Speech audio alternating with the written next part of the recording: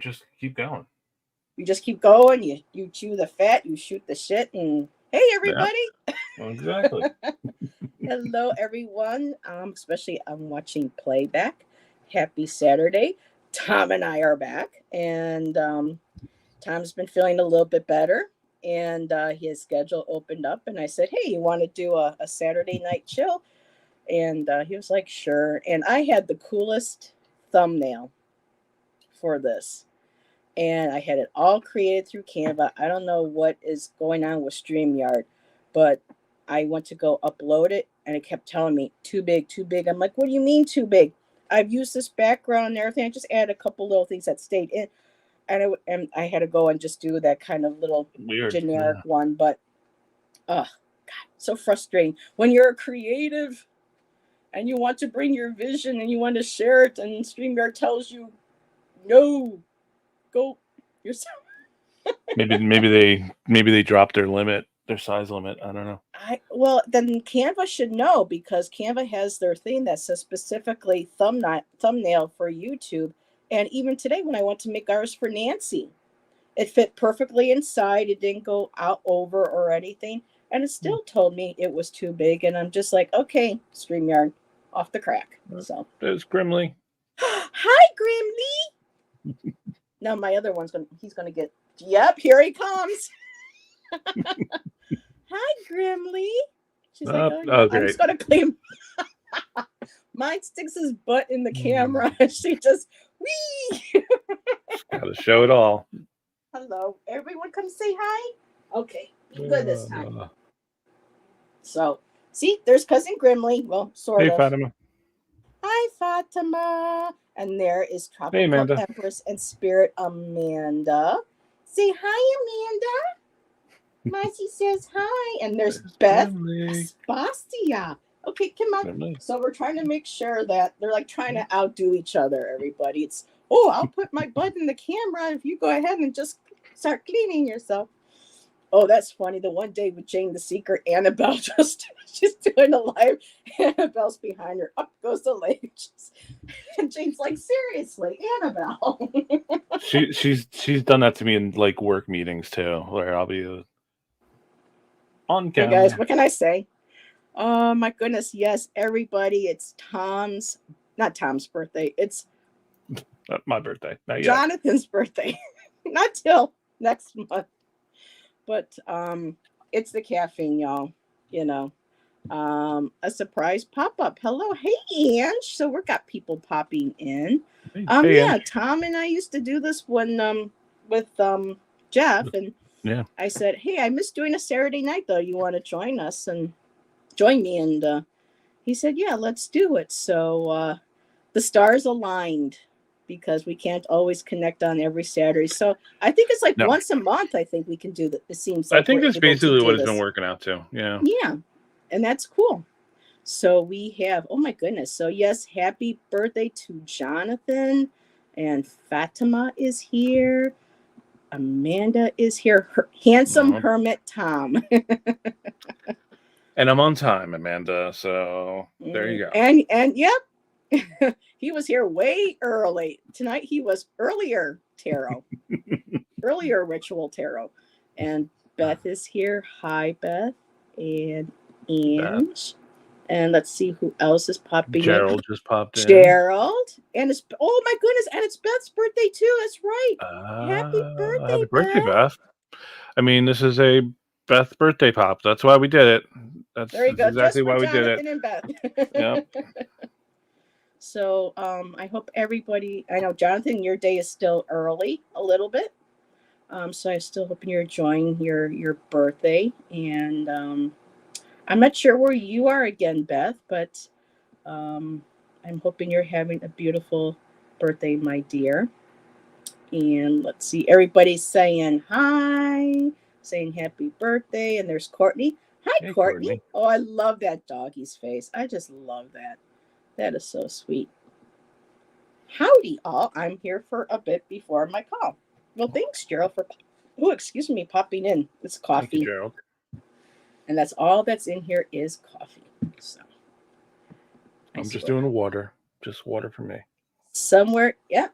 And this is my backup for my water. So I needed my, like Amanda needs her Red Bull, I needed my coffee with a little bit of my mocha creamer to get me through. So, I really hey, wanted a Joan. coffee, but it was too hot. I couldn't deal with the heat. And That's why I got a fan right here. But it was cool today. We had nice fall temperatures today. Not going to last long, but you know. And hello, Joan B. How many birthdays this week? I don't know, but happy birthday, everybody. All righty. very cool. It's nice to so. Tom and I were like, well, what are we going to talk about tonight? I don't know. But Tom did get, some new decks. And I got a bunch of new decks in. a lot of times we end up breaking out into song, as you know. At least one of us does, yes. Or we start talking about music. It was beautiful today. But we're supposed to go back up into the 80s, maybe 90s this coming week. But Beth is all excited. What decks? We can get to some. Let's put Tom into. Oh boy, what do I show? Wow, Ange got 4 from her birthday haul. Wow. I have 4 here now. I have a lot more that I haven't talked about on my channel at all, but let me go in order. So I got the Tarot Obscuro. Ooh, I love the cover. You'll like this deck, I think. Ooh. Promises. Yeah, this one was a Promises. Kickstarter. Ooh. Hold on, I'm trying to separate out the extra cards. Yeah, we had Angie's birthday. We have Jonathan's. We got Beth's. Ooh, yeah, I'm gonna put you on the big screen. Oh, that's interesting. Yeah, it's a really nice deck. Very weird deck. It's no, but it would make great collage. Yeah. I mean, I could see myself doing collage. Oh, I like that High Priestess. That's one of my make or break cards. Yeah. 2 of Swords. This is the one card I have a problem with in this deck. I just don't like the 2 of Swords in this deck. But because there's only one. Yeah, to me it doesn't speak to the choice aspect of the 2 of Swords at all. You know how it might though? If you look at the sword, half of it's one texture and the other half is different. So maybe that's how he saw it as 2. Yeah, but then it's so uneven in size. And I mean, I think there's definitely ways to interpret this in an interesting way. So I'm not. Amanda says there was a card in there that you just showed that looks like you. She said with the beard.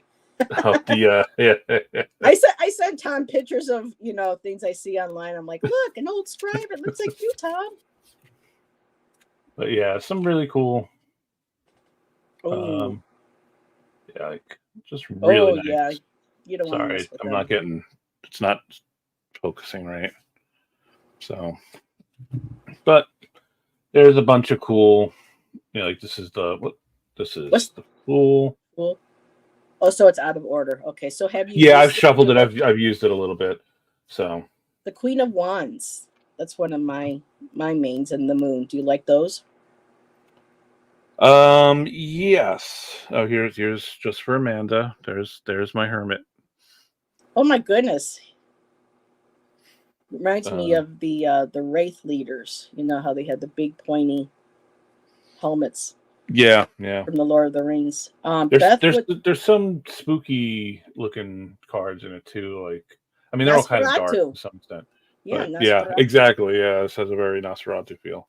And Beth says, kind of has a Stretch Tarot vibe. I don't know if I know that one. I don't know. I'd have to look that up. I don't know that one.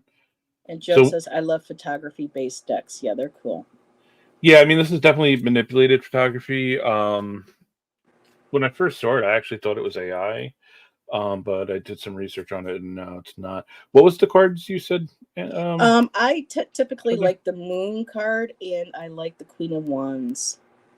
Okay, let me see if I. So I love the Moon when it's bright and when it's dark and all in between. Amanda says that's spooky, just in time for Halloween. Yeah, it's a nice spooky deck. Let's see. I'm not seeing the. Of course, it's never Oh yeah, so this is the moon. I like it, but Ooh. it's That makes not. me think of the Smashing Pumpkins video. Remember with the Yes, moon yes, face, yep. and then it came to life. Yeah. Hmm. And Ange says Tarot Obscuro. Odd, strange, dark. I like it. Hey, Trend Zone. Thanks for dropping in. Good to see you. It's been a while. Yeah, And Beth says The Stretch Tarot by Joseph Stretch, I'll have to look it United up. Kingdom. Yeah, I'll look that up. Yeah, this was a Kickstarter that just finally shipped Me too, recently. Joan. I like the moon card too. Like the moon card from the artist decoded deck.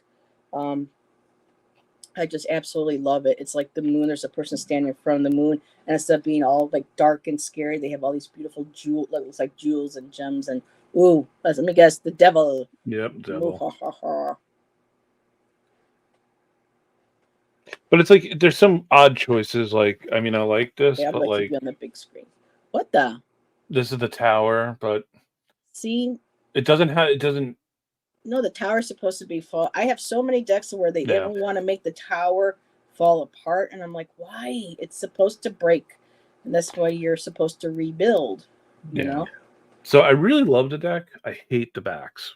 Really? It, I think they're so boring compared to what the deck is. Okay. They're perfectly. I love the color of it. I just don't like the design is just kind of weak. And then it came with like the zodiac cards. So Ooh, the Virgo. I like that. yeah. So Taurus. Oh, that's kind of a creepy Taurus, yeah. but I do like the Virgo. Yeah, they're cool. And Ange said, yeah, the backs don't match the artwork of the deck. I It doesn't agree. match the feel. Hmm. It feels off, which is a bummer, but Like with this one here, oh, here we go. the ethereal, the backs match the artwork, Yeah, so I totally yeah. get what you're There saying. you go. Here's your Queen of Wands. Oh, I like her. She can do some damage with that. Yeah. There's no Black Kitty, but yeah, I like that. No. No. It's a cool deck. And Amanda says definitely different. I like photograph decks. There is one that were all photographs. I think they were they weren't created at, but they were exhibited at a Burning Man, and they're on Etsy. They're black and white. They are really cool, but I just ain't gonna pay $80-$90 for this deck. There's just no way. At least not Yeah. now. I keep telling Shan, please hit that Powerball. That way, I can build a Yeah. collection and not be like, oh my god, how many decks do you have? But being an artist, I think us being artists and those of us in chat who gravitate towards being, natural artists, that's why we love the decks and the artwork because we can appreciate the art and the process that goes into making them. And for me, it's not just to do readings, but to be able to get that deck and to look at the artwork and appreciate it. Yeah. So, Hmm. and for me, I've got decks that I'm probably not going to keep when I move, and I don't, I really can't gift a lot of them. So what I want to do is go through some of them and take out cards because Nancy and I are going to start doing a new show together using collage and stuff, and I want to be able to start using. And then the other night with bibliomancy, when Gerald was been using his deck, his books that he's created. I remember when him and Tangi would do these beautiful decks. I Hmm. mean, Tangi, Ange, remember Tangi's decks? I mean, her bibliomancy books that she ended up like selling. She had crystals and feathers and just oh my god, Yeah. the books were like this, and I was just like, oh, I want to create something like that. And I think now I might be able to start doing something in that manner because a lot of these decks I don't use, I don't resonate, but there are some images I do. So I'm going to be a busy girl, busy girl this fall. And let's see, Ange, never too many decks because I just want to see Yeah. all the artwork. Yeah. Yes. The creative process of the art in the decks. Exactly. Yep. Yeah, I remember. Yeah. I mean, she had such really, I mean, that one book that Gerald, I think it was Gerald who got it. And it was Gerald got one. that thick with the crystal. And it came with a Yeah. wand or something on it too. And I was like, oh my God. So, Yeah. hello, Miss Moonlight. Hey, Miss Moonlight. Every time I see your name, I think of the Van Morrison song, Moon Dance. I love that song. And hello, Michelle. Hey, Hello Michelle. to you, Jonathan and Rosie. Good to see you, my dear. So, how is everybody's week been? How's everybody's September so far? Okay. Mine started off with a blast. Our property manager 3 days after the day before Labor Day weekend on that Friday, dropped off the rent into the drop box. The office was still open. Dropped it off, and get an email Monday morning or Tuesday morning. Your rent is overdue. Good morning to you too. So but yeah, it's been an interesting month so far. But I love the energy of the fall. Ooh, you mean you don't think of Cleopatra's cat? Yeah. Yeah. I was hoping maybe Cleopatra might pop in and say hi. She might tonight. We'll see. But yeah, that was fun that night. Oh my God, the jokes. Oh my God. Yeah, that was ridiculous. I was the kitten to Tavali, and Tavali's. We were just losing it that night. I think that was when we were on for 4 hours, Allison and I. That I can't that was remember. a Was it? long show. Yes. So yeah, y'all made it so much fun that night. It didn't even It feel was a good like night.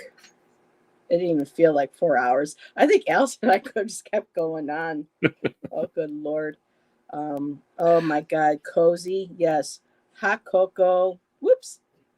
Cocoa for me. Cider starting to hit the store. Shan loves pumpkin spice. Ugh, no. We found No pumpkin spice. one of our local 7-Elevens, one of the managers that work there, they went to culinary school. They're a baker, and she makes banana nut bread every now and then, and they sell it through the store. I got a nice thick piece like that for like $3. Nice. So, I do have more new ones, Beth. and Mama Sushi is here. Hello to the other Amanda. Hey, Amanda. Twisted Amanda. So I think you did. I do. Yuck, no pumpkin spice for me. I hate pumpkin spice. Oh, and Miss Moonlight says, I'm drinking pumpkin spice coffee. There you Nope. go. I'm with you, Ange. It's the worst. I hate it. Ruins this time of year for me. Good morning, everything Christina. Is that flavor. And Christina, we're going into fall, and you guys are going into spring. So enjoy your spring weather. Christina's down under, so they're celebrating their beautiful. I love spring, fall. I'll take a little bit of winter with the soft snow. I don't like the heat, so trying to find that Goldilocks. I like a good. I like the fall, but I don't like pumpkin spice. You just haven't had good pumpkin spice coffee then. There's no such thing. Doesn't exist. Oh, I gotta tell Shan that because he loves pumpkin spice. Is so synthetic tasting. Yeah, the chemicals. I'm with you in the chai, though. Chai is my thing. You call that your Jesus juice? Oh my God. So what's the other deck, Tom? So I got 3 more. So the next one is very off-brand for me, as most people who know me. But I got the Heartwood Tarot, which is same person as the Oak Ash and Thorn and Smoke Ash and Ember or whatever. So it's really adorable backs. Oh, these ones. You like something adorable? Oh my God. I know. It's so off-brand for me. I'm so shocked. I'm so happy. Oh my goodness. Yeah. No. Just a cool, Here, let me put you on the big because it's a little hard to focus. trying to get the. Is that I a don't know why. mouse? Oh, how Yeah. cute. So the whole story is, it's a mouse comes across an abandoned cottage. It's a magician called. storyline too. Yeah. Oh. An abandoned cottage in like the woods that's like kind of overgrown. Yeah, Ange is all happy with that. Look, Yes, the heartwood. look at this High Priestess card. It is amazing. Oh wow. So, Oh. yeah, it's a great deck. I haven't really read with it yet, so it's still in order. Yeah, the Empress. Oh, I love deer. Oh, look at that. Oh, how beautiful. Yeah, it's a really nice deck. Oops, Miss Taro D. Ooh. Hello, Hey, my dear. Tom is sharing his new decks. New decks. DECK. Get that right. Just making sure Miss Taro D knows what we're talking about. Hello, and Stephanie. So is that the creator, Stephanie Burrows? Yeah, and the artist, what's his name? Adam Ohlers. Yeah. Gotcha. Is the artist. Yeah, they do. It's three trees tarots. They're in the UK. There's the Hierophant. Oh, nice. Yeah. So I mean, it's got all the elements there. It's just no Pope. I like it. Yeah. And no creepy babies in this one. The Sun card. Ooh. Lovers. I don't know why I don't know. I can see Grimly. Aww. Yeah. Sorry. It's like dogs with squirrels. Squirrel. I mean, it's or there's this Lovers card. Oh, they give a couple. That's nice. Oh. Yeah. Let's see. Let me. Another deck that Tom has that I want is the Tildewick. That's a little spenny. I'm hoping to get that someday. Yeah, that's a nice deck. That's a beautiful deck. I love the artwork. Here you go. You no Pope or naked creepy babies. What is that one now? The Hermit? The Hermit. Yeah. Aww. See, though, remember I told you that vision I had of you. You were by a candle at a table. That's true. That is true. So that's still a Tom card. Yeah. Here, since we're talking about creepy babies, there's the sun. Oh, and it's a cute little mousey. Let's see. The moon is. Yeah, that's the card that I have issues with the most out of a deck. Is the people would think it's the devil, but for me, it's the Hierophant. Yeah, the moon. There's the moon. Yeah, it's beautiful like that. It is. And here I'll find your Queen of Wands. Queen of Wands. Is there a black kitty in there of some kind?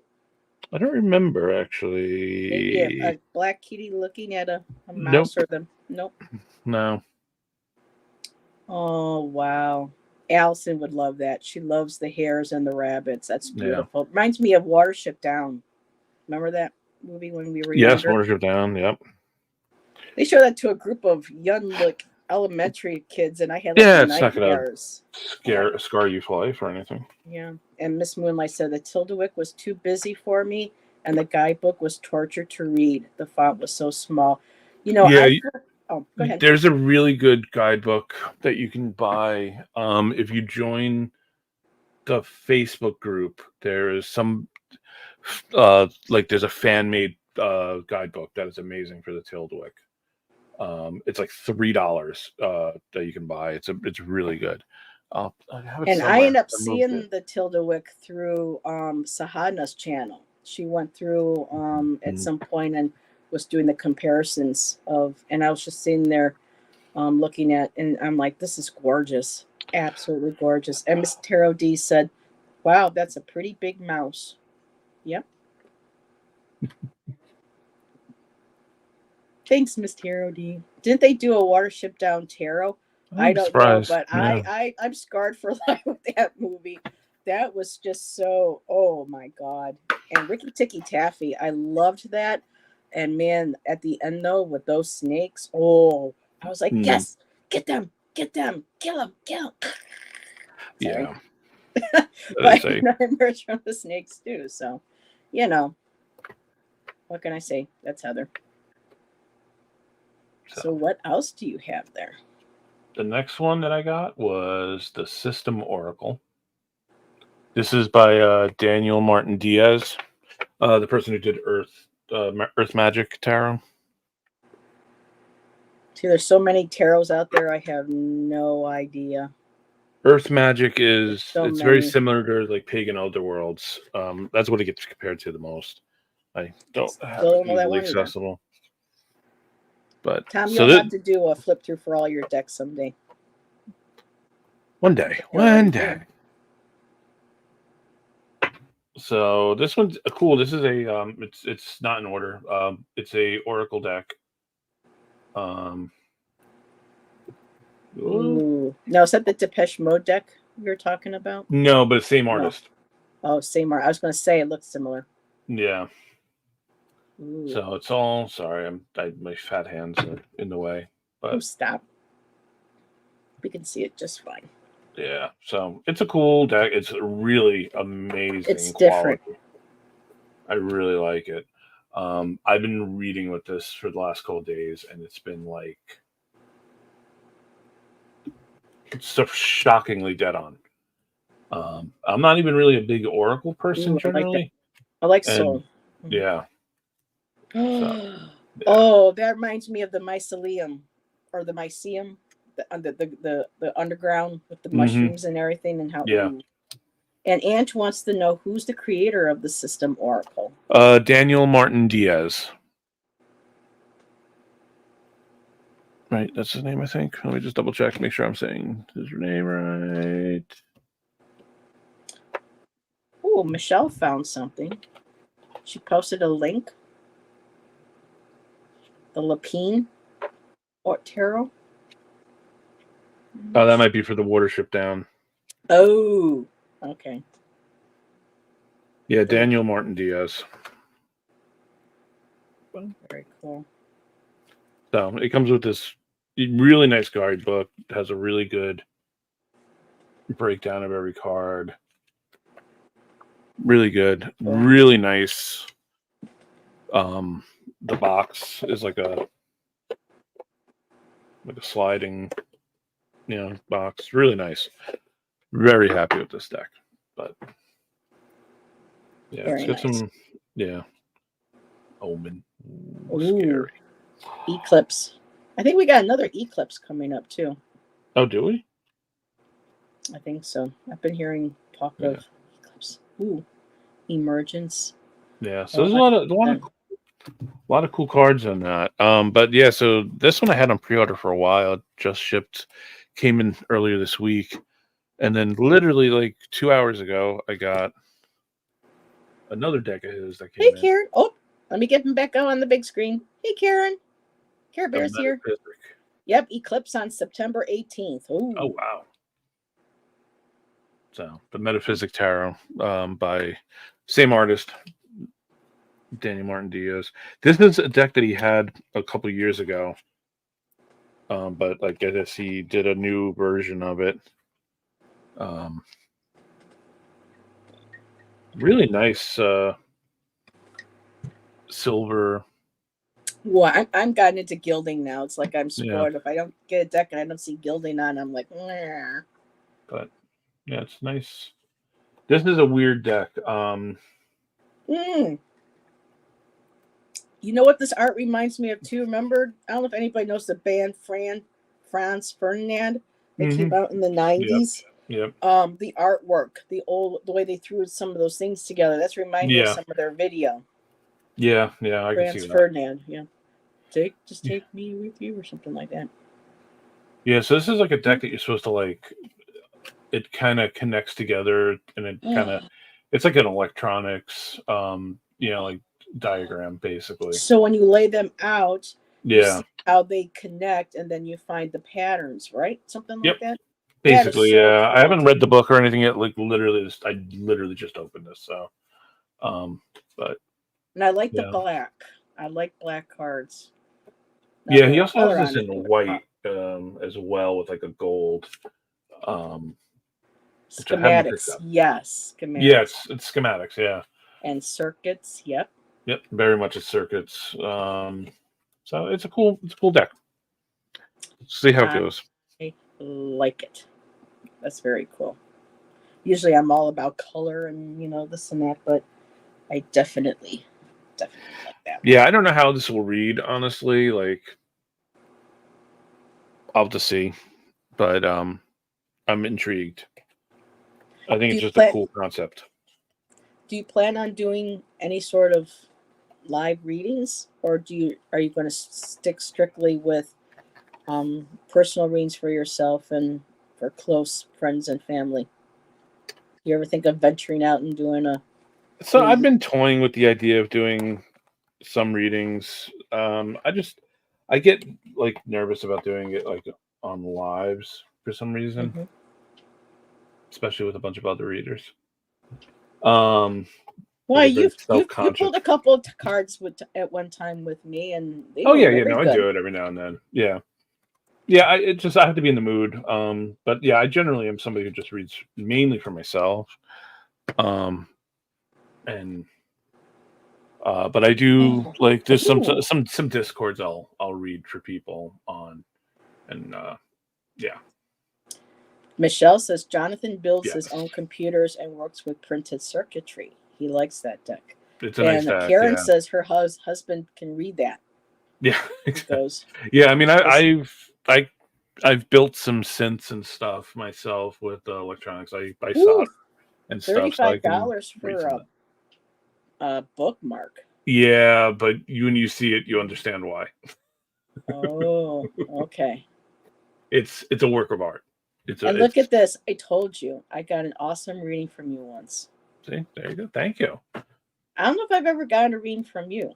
I don't know. Yeah, I think you've only read Oh. for me once or twice too. So Yes, I have read me and Nancy that one yeah, time for your father. Yeah. yep. That was beautiful. That was an honor. So thank you. Thank you. No, it was very good. Yeah, I don't like to get too many readings from other people. Generally, I'm somebody honestly like I've never gone to like get a reading anywhere. I've never actually had like an in person reading in that way, like where I've paid some like a professional. Um, yeah, I like just hang out. Let's see, Miss. Yeah, very. It was super deep. And Miss Moonlight said you were in Tarot Your Ways chat when for Was I on with? Might have been. Yeah, maybe with with Hershey and yeah, yeah. It's been a while. Yeah, probably. yeah. That might Yeah, have been it's where I been a did it. while. Yeah, yeah. Yep. Tom never asks for readings. He just hangs out in chat and helps boot the trolls. And I got to do that today. That was fun. I'm sorry that Jackie and Cersei, or no, no, Cersei. Um, I'm trying to remember how to pronounce her Irish name properly. I thought it wasn't really a troll. It ended up Mhm. being somebody that they knew but didn't figure out till later. And I'm like, got the troll. And then later on, Jackie's like, oh, that's a friend of the family who's a joker. And I'm like, oh no. And she laughed and she says it's all good. But yeah, it's fun getting rid of the trolls. Tom let me read his cats. It was fun today. Yep. No, this was Oh, a month and a half ago, maybe. yeah, Yeah. I sorry, Karen. Too while you're here, I couldn't stay for. That's why I hope you saw that I took my request for my reading out. I couldn't stay, sweetheart, but I hope you had a wonderful show. She and I was there for when she was reading for Amanda. See if this one stray cat who might be pregnant, you know, might be okay to come inside. So I made the joke. Well, Amanda might become a fur baby grandma if she takes in this kitty and she has, kittens. Um, And but yeah, it's that there's time one of of the year. cats right there, Karen. Right there is Grimly Oh, chilling. Yeah, it was I the first love one. that. It was your. I think it was the unboxing of the deck. Hmm. I think that's what it was. And Miss Moonlight says, I'll have to get readings from my fur babies. Yeah. Aw, you're sweet, sweetheart. That's okay. But yeah, I'm curious to, yeah, because I have my cat Howie. He passed away I think it was 2011, and I went to the vet that was nearby here, and I said, "Listen, my baby's sick. He's dying. Can I at least do a payment plan? Can you help me with?" And they told me no. Hmm. So, and we didn't have nothing, and so I had to be there and stay with my kitty cat, and he passed in my arms. So I've always kind of, and it's so weird because ever since then, when I tend to have dreams about him, when I go to touch him, I see like blood on his fur. Aw. And I'm just like, why is my brain still doing this? I know that he knows mommy couldn't help it. Mhm. So, but the last couple times I've had dreams of him, nothing. That's good. So I've That's been good. able to pet him really quick. So, Karen, at some point, I would like to see if I can get a message from my Howie. That would be wonderful. And Yasha. Yasha's passing was very strange. But that's for Mm. another time. Yes, it's officially kitten season. Yep. Yeah. And it's also because it's Halloween season. Um, keep an eye out for your neighbors. If they have any like black cats or black and white cats, because people are stupid. Yes. And I saw one outside tonight, um, under our People are window, and I'm like, "What are you doing ridiculous. outside?" So vets can be harsh. Yeah, I told them monthly payment. I can give you this much every month, Hmm. and they told me no. Yeah, it's rough. I know. Yeah, we have regrets with some of ours too, but So there's only so much you can it's do at times. unfortunate. Yeah, but not to bring the conversation Yeah. down, but we need a big overhaul. With not just human care, but pet care too. You Everybody know, care. Yeah. yes, everybody Hmm. should be able to I'll have be. access to help. Give me 1 second. I'll be right back. All righty. Shoo. Anywho, yeah. Let's see. What do you have to say? Mama Sushi.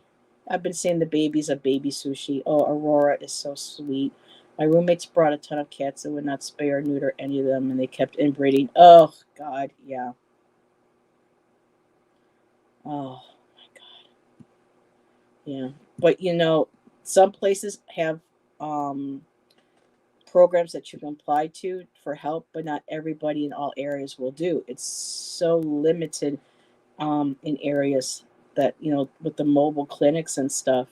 Um, when I took in Ziva, um, she ended up losing because she was so young. She ended up losing a couple of her babies. She was just so young. She knew that they were too preemie or that she didn't even know really how to mother, and couple, it was just yeah. So, but she did have to, and we were able to get help at some point. But it's just so hard sometimes for people to get help, and then they can't understand why, the animal shelters are overrun with animals. It's because people want to adopt, but the vets won't work with them, and so. Yeah. And Miss Moonlight said, I was so excited when my vet said my older cat was very healthy. I was worried he seemed to be low energy, but I did some changes in his diet and he's doing great. That's awesome. Yeah, Ziva lost a tooth, but when I went to go ask about the vets, how much it would be to, have the other removed, or they have, it was just for one tooth. It was like $1,000. I'm like, are you kidding me? It's When Ma- crazy. when Mozzie had to have his removed, they actually another pet place raised money for me, did a fundraiser, and they were able to help through a pet. But after that, they were just like, they couldn't help again. But it's just ridiculous. In some states, businesses are required to allow you to set up a regular payment plan. Tell them around here. Hmm. Yeah. Um, That's crazy. So I went to go grab. I ooh, forgot who oh, the asked about Tilderic. it. So this is the book that you can get. It's a very basic um, guidebook for the deck, but it's all fan made. It's like one of these print on demands. No artwork in it or anything. Obviously because they don't really have permission to. Um, but I think you have to be a member of the Facebook group to get the link. And it's like literally like $3 Well, that's nice. from like Lulu or like Lulu Prints or whatever. So makes life a lot easier than the freaking guidebook that exists for it because it's impossible, absolutely impossible to read. And Michelle said, we're dealing with that with Jonathan's doctor. We don't have the money for large out of pocket procedures, so he dropped him rather than give him the treatments covered by Medicare. Oh my God, Michelle. That's What is crazy. it with this world, with people nowadays? There's just no sense of kindness or compassion with a lot of people.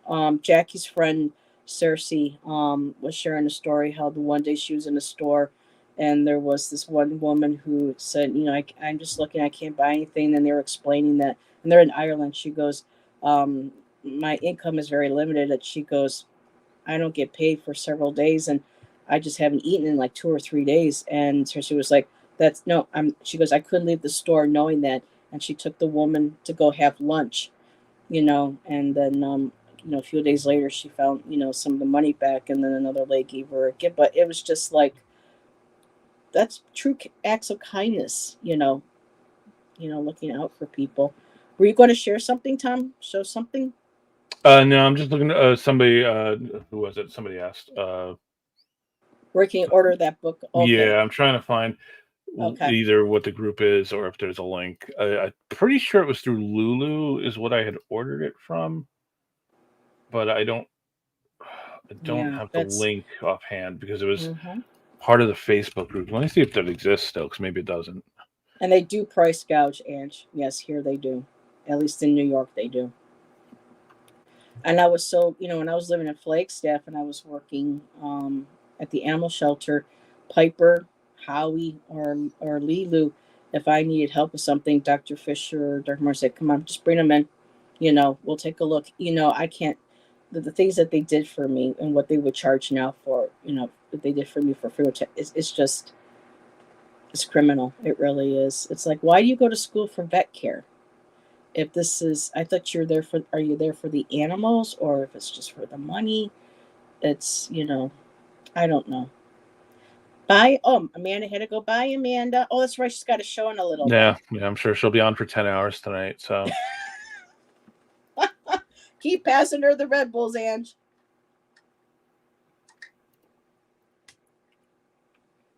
She'll need them. At least I don't know. Me, I could do stuff like that when I was younger. But nowadays, and there we go. There's the link. Yeah, I think you got to join that group to get the link. Bye, Karen. Because it was put together by the people on there. Very cool. Thank you, Tom. But yeah, I mean, in contrast, this is the guidebook that comes with it. Oh, I just love the colors. It's a beautiful deck. Beautiful deck. Try reading that. Oh, you need a magnifying glass. It's impossible. It's absolutely insane that they. It's like, beautiful. Even, everything's in color, though. Wow. Yeah, it's really like good idea if it was a full size book, but not small like this. It doesn't work. So, yeah, it's such a great deck. Oh, I want to see this again. Oh, I know. Look at that. Let me, and I find it hard to read with this, honestly, still. I don't use it a lot, but. More for intuition. Yeah, I mean, it's kind of there. Like, once you start, like, actually, like, working with it, you do see it. I find all the patterns and everything is very busy. It's very distracting to me. Wow. But to me, I would see it more as an oracle deck. Yeah, all the elements of the cards are generally there. Wow, that's beautiful. Yeah, it's a great deck.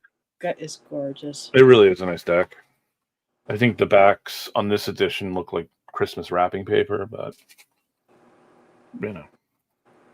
Miss Moonlight would like Skilled. to know. Oh, the gold. Oh, that's nice. That's Yeah. a perfect touch. What is your most used decks this month? Reading too much this month, but definitely For me, it's my Ethereal. I love my Ethereal. System Oracle has been the most this month. And then I've also been reading the Rosetta, which is I don't know if I Now talked Beth about says, that. I think it's pretentious. My opinion, don't come for me.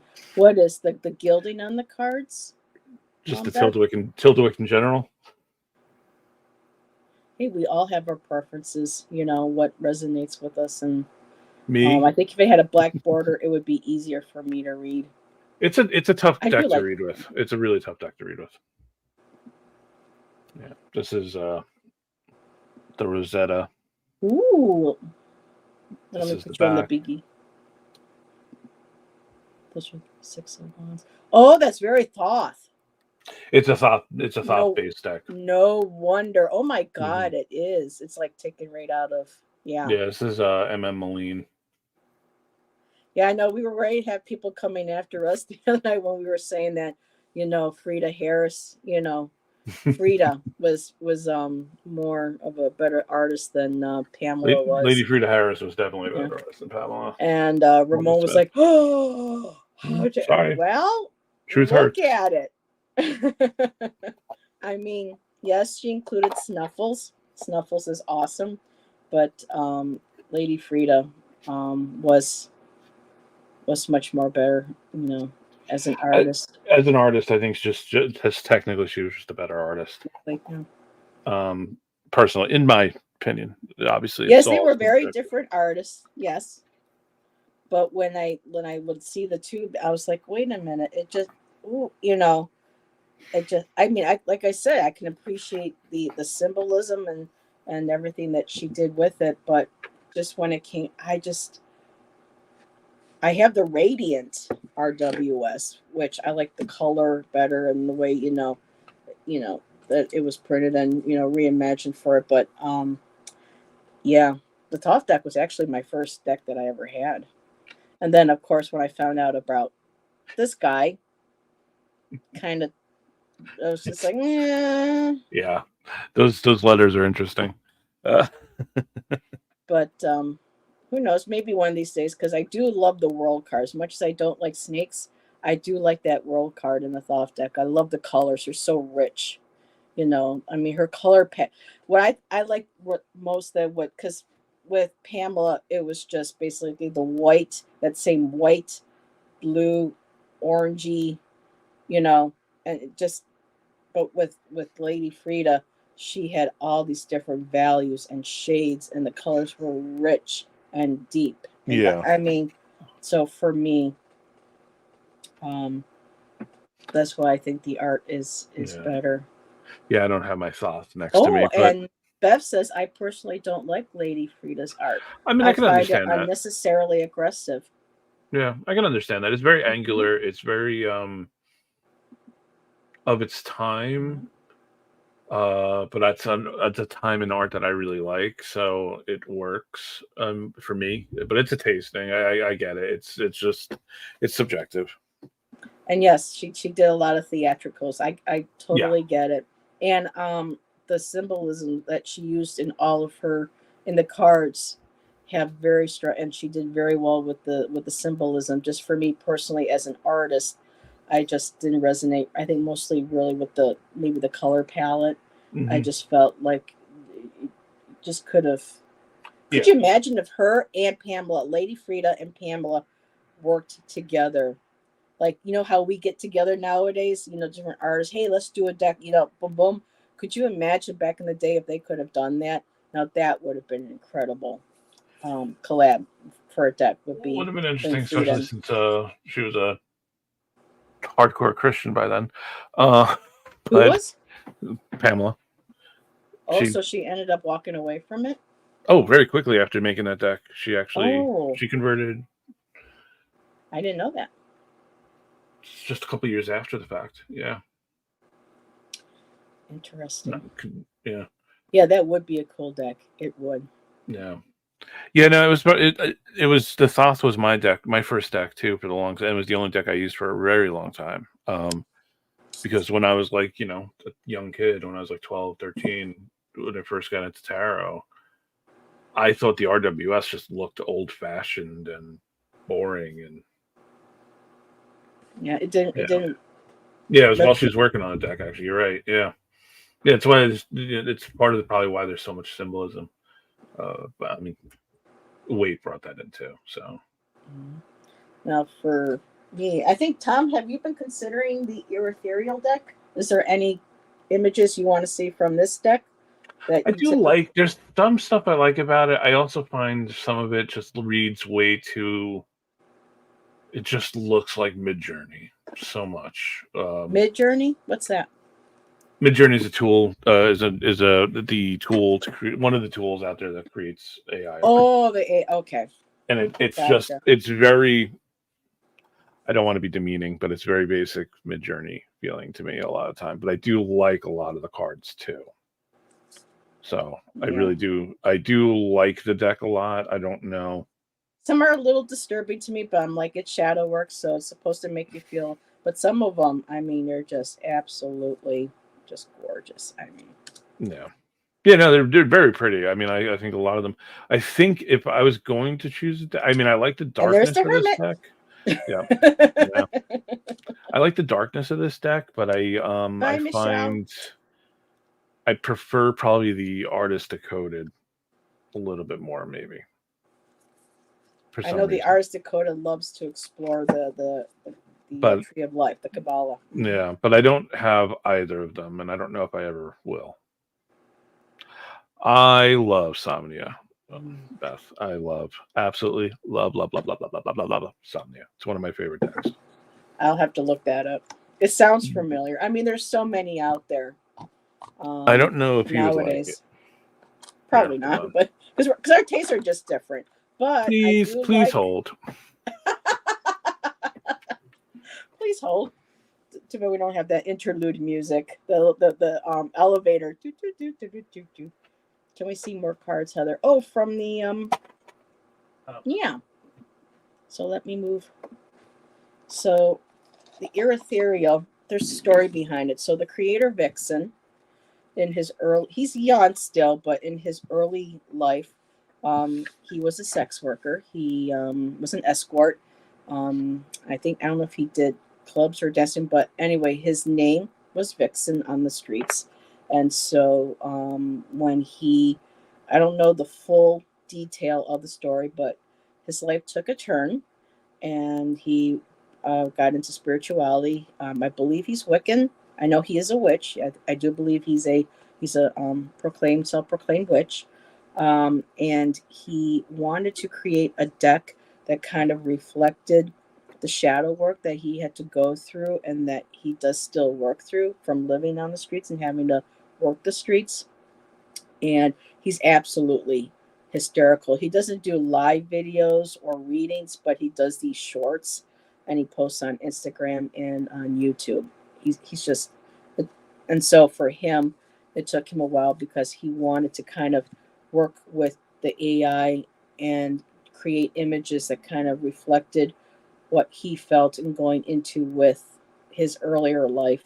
And I don't know if anyone has a particular, I'm just going to do this really quick, particular card, but, Ace of Pentacles, beautiful 10 of Cups. Yeah, I mean, they're very pretty card. I can't deny that it's a nice deck. You want... I hope I didn't lose you. Am I still here? Okay. Very garbled. Heyman. There's some that I'm just like, woo. But now here, talk about Hierophants. And one of the things I noticed right away was like, oh my God, that looks like a creature, half, like half human, half creature on the side.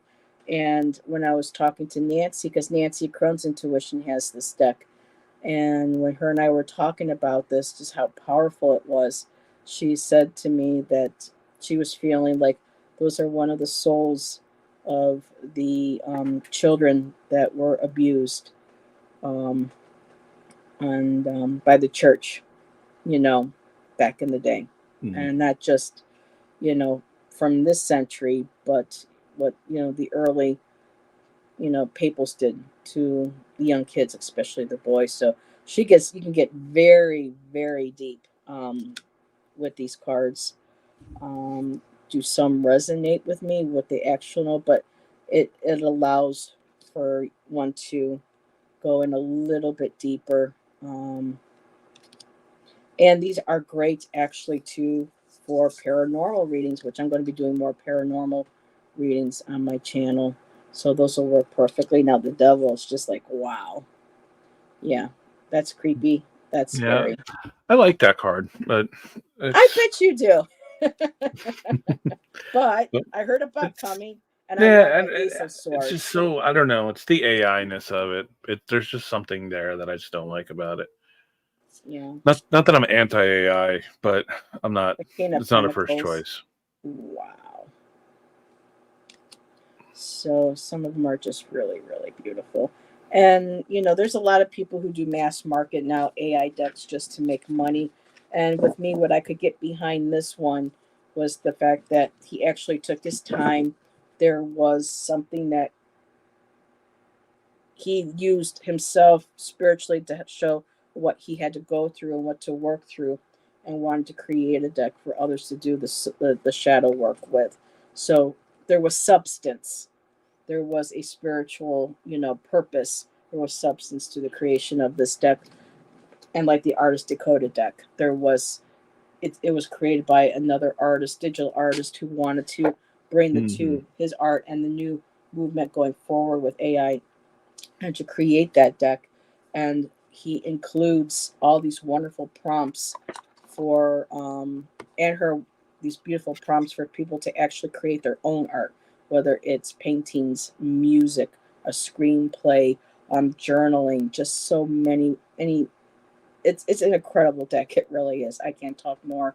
And sometimes with the black bases, I'm like, yeah, some of that kind of gets to me, but at the same time, when I see Well, the colors and the energy and the palette, it resonated with me. then you're probably not gonna like the Somni. Okay, so we got, are there weird hands in the deck? I really haven't seen any that I think of. Um, Not really, because there's not a lot of, most of the people are from like the waist up, like the moon card. Oh my god, I love that moon card. That is just so beautiful. Um, so I haven't seen any creepy hands, and for people who like the high priestess like I do, there's the high priestess.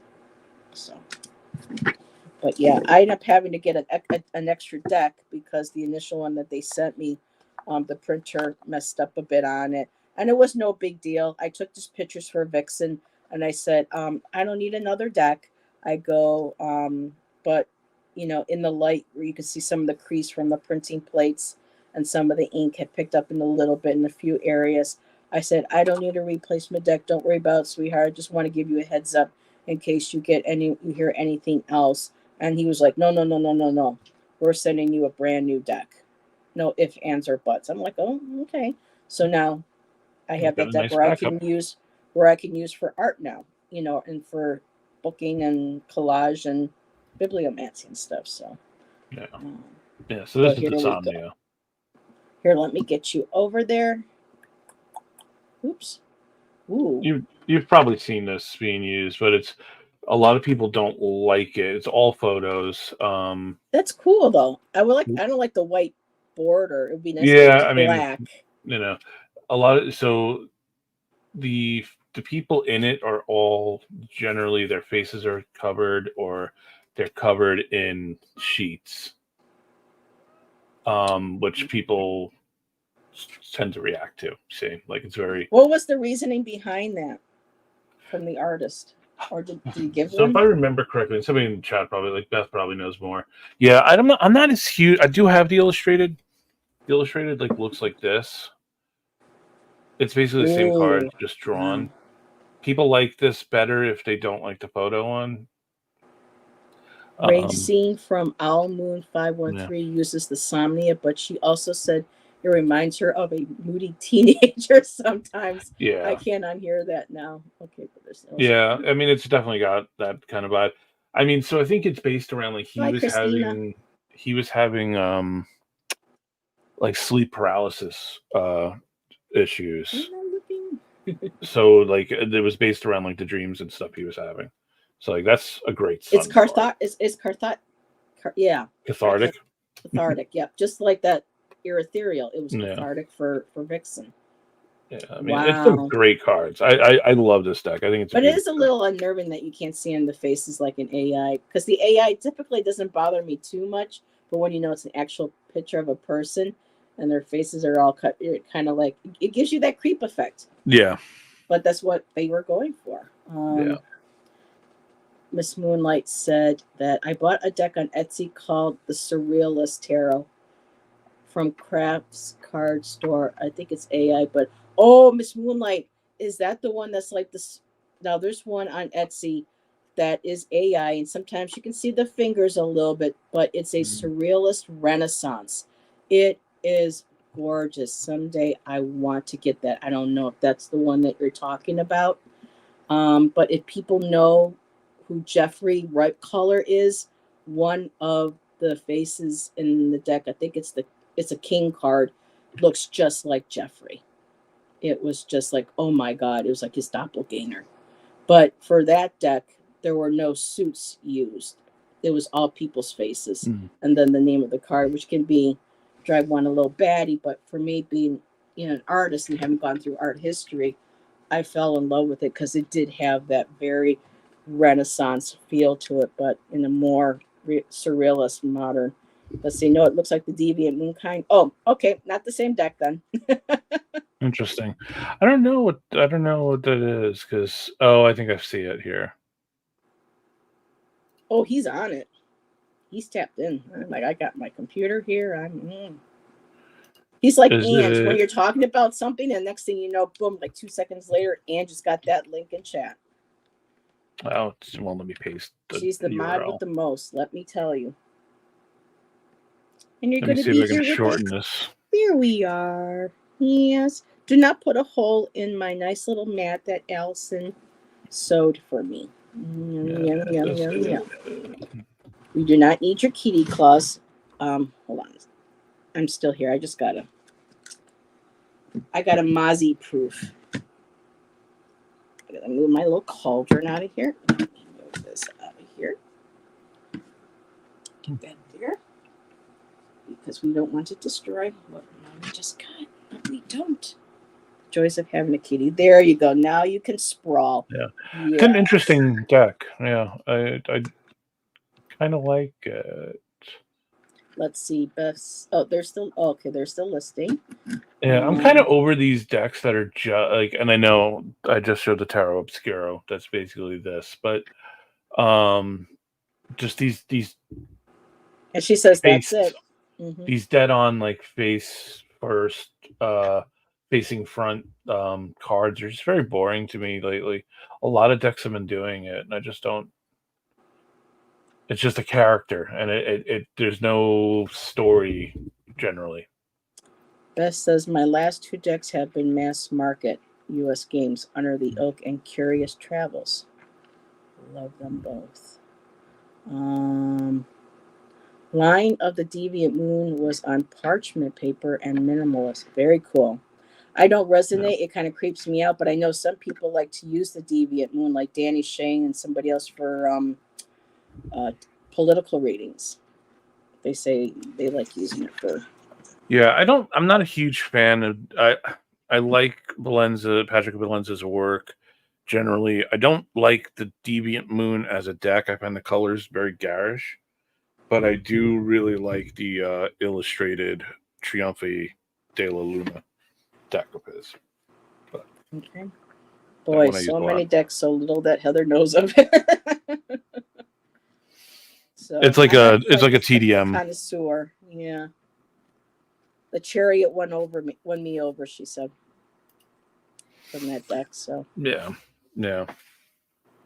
And that is one of my pet peeves. Yeah, it's just I don't know. There's a lot of decks like, and there's something I just I recently like the backed on palette. Kickstarter. There was something I on Kickstarter that I just backed, the Cat Tarot. I might have canceled it at the last minute, but I can't remember. The kitty It cat was tarot. Did you? it was a very similar feel to that surrealist one, but it was just like every character was just straight, staring straight. It was I get it. You want variety, not on variety. It just seems like somebody's just banging out.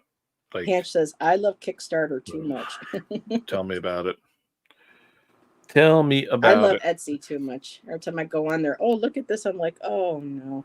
I know Bobby Fierro Tarot was showing his there's a white version and then there's the dark version. Oh, was it the true black? No, something black tarot. He uses it for his banner on his channel.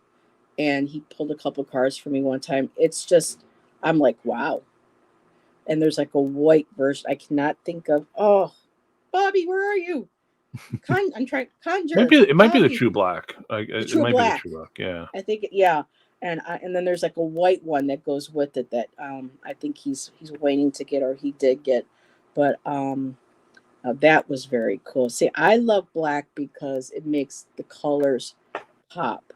I had a couple of actually the paintings. I won best of show one time in my art career, and those paintings were oil paintings were done on black gesso canvas. And Marina Heart Center Tarot got those from me last year. She supported me and she purchased them from me. But when you have a black background, man, those colors pop. That's why when I see these white borders, like the Artist Decoded tarot, and I don't the white borders just absolutely drive me batty. Whoop! Just drive me batty. Now, if this was all in black, like the background color for this, oh man, these would pop. And I really wanted to like take a marker and try to edge these on the front to give it more black to make the colors. And Shannon was like, "What if you slip and you ruin them? And then you damage your cards?" I'm like, "I know, but I mean, look at that beautiful." Oh, hello, that's his ear. But I mean, just beautiful. The colors, a lot of the way that art is done on here with the palette knife and stuff. That's how I loved painting. And so when I saw this deck, when people talk about a spirit deck, I thought the Mystic Palette was going to be that. And I'm finding that the Artist Tarot is the one I go reaching for most of all my tarot decks now. Aside from, the Jeremy Hush, the Hush Tarot. I love that one too. And Yeah. the Ethereal. Speaking of Hush, I mean, I feel like the one that Beth just mentioned, the Witch's Sister, has a very Hush feel to me. Oh, really? I hope Jeremy does another one. I'll have to check that one out because for the Hush Tarot, he did it all with ballpoint pen and then natural pigments and putting them on the surface, and he would smear. I mean, he just did all that himself, and he was in a metal and punk band, and he's not far where the gallery that he shows at and he works at. It's just like Ramon's like, "Oh yeah, that's not far from where I work." I'm like, "Oh my God, go in and tell him we love him." Yes, there's Kitty. There we go. There he is. And this is him all kind of like, it's kind of hard to see, but he's all spread out all around here. Yeah. Cutie. Oh, there we go. There's a picture. Oh, the eye. The eye knows all. Yep. He's reading your comments. There he is. Ramon. Oh, look who decided to show up early. Yes, dude. I sent you a text message a couple hours ago, and Tom and I wanted to see if you wanted to join us. So if you, but now, no, forgot it. So Ramon, let us let Tom and I know if you want to join us. We've been talking about decks He's been Yes, sharing lots of his new decks. ones that he just got. And if you want to join, I'll just actually, you know what? I'm just going to do this. If anybody wants to join, Oh here, boy, I'm just going to do this. free for Well, all. there we go. Anybody wants to join the conversation? There we go. Come Sometimes on, it's nice. Tarot Killer, come on in. Oh, stop. And if he did, we would be on him like flies on you know what. So, anywho, come on, Ramon. I know you can't resist. Peer pressure. Thankfully, he wasn't here for our comment. Our Oh, Pamela about Coleman Smith. Pamela. Yeah. Told you he's going to However, I ban me will from his say, channel. however, like Ramon, like I said earlier, what I will say is that she opened the way a lot for other tarot artists, and even though I didn't like her color palette, I could appreciate the symbolism and what she brought to the tarot with the use of the symbolism, and how cool it would have been if her and Lady Frida could have gone together to create a deck together. I mean, that so would I have been mean, phenomenal. when you talk about the color palette, though, what color palette are you basing it on? Because the cards are still varied throughout the years. I mean, so are you talking about the Centennial? The original, where that orange skin is kind of like it's like Trump orange for the skin, just that. Wow. That, So Heather, you're saying in front of Ramon that you're comparing Pamela Coleman Smith to Trump. Okay. In front of Ramon. He says he's not presentable for the public. Oh, please. Like that, like we are. Come on. My goodness. You don't have to look like a runway model, Ramon. But I get it. Yeah, I do like Pixie Zark. I do like it, and I do prefer out of all, like I do prefer the original colors of them over, like I like the Centennial. That's if I'm using a standard RWS, I'm using the Centennial or the new Tashin release. I like the Radiant. 1909. I don't like the Radiant. Yeah, I like them more muted personally. We're done, Heather. I draw the line at Trump. Good night. No, I'm saying the color of the orange, Ramon. Mm-hmm. That what people refer to now jokingly as Trump orange. It was, for me, it just make was tarot like, great again. Huh? Sorry.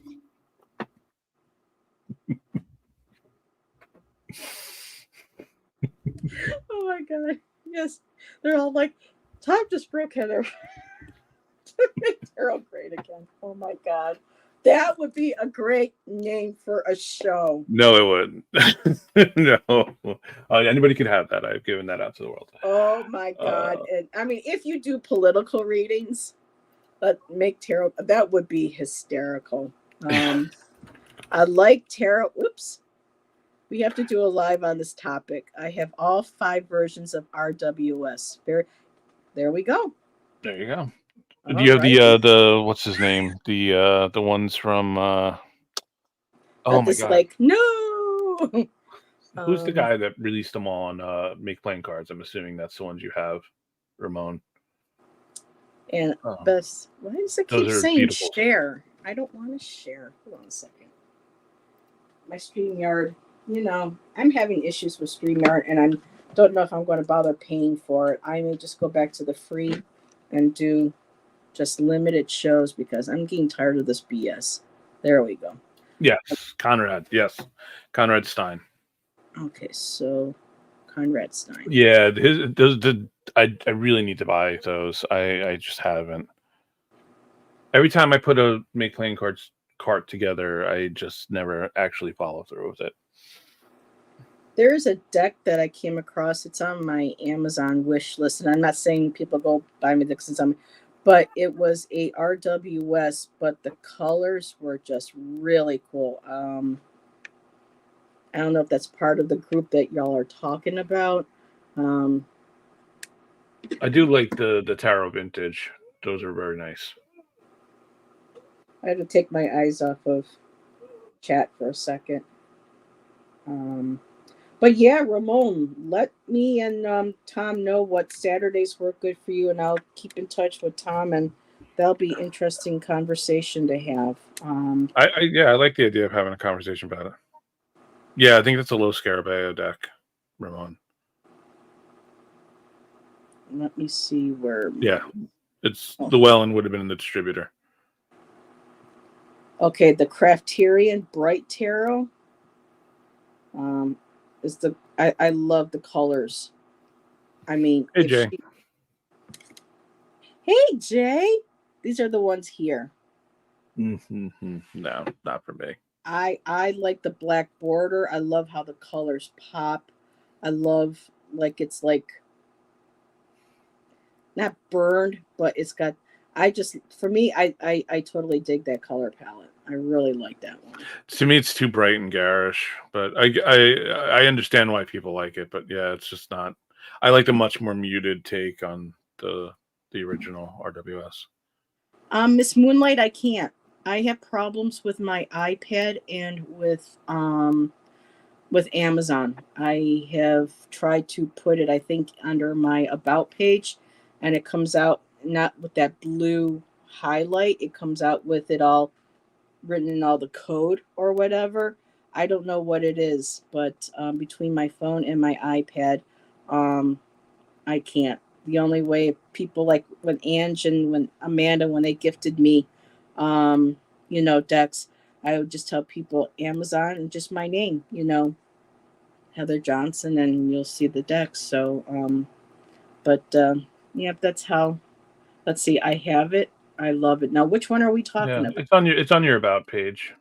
It's you can copy and paste it. Hold on. Oh, for me, when I look at mine, I can't because like when I go and do like description box, and I go to do the list like with Amanda with her donations and stuff. With my iPad, it reads all white. I can't like highlight, click, and it won't let me do that. Now, some people like Jonathan, I don't know if it's because he uses Linktree. I go to his link, it shows up. I go to Linktree, and I can go and boom, copy link, and boom. I just don't know what it is. Oh my god! Yeah, it's on your about bio. And it's blue. No, you have to copy and paste it. I don't know why, but I don't know. It's one of these days once we get settled in Oregon next year and whatnot. I do plan on investing in a nicer setup. My iPad is like what 8 years old now or something like that. yeah, What if you got two Chihuahuas and named one Rose and the other Lily? Ramon, did you get the Tashin box set?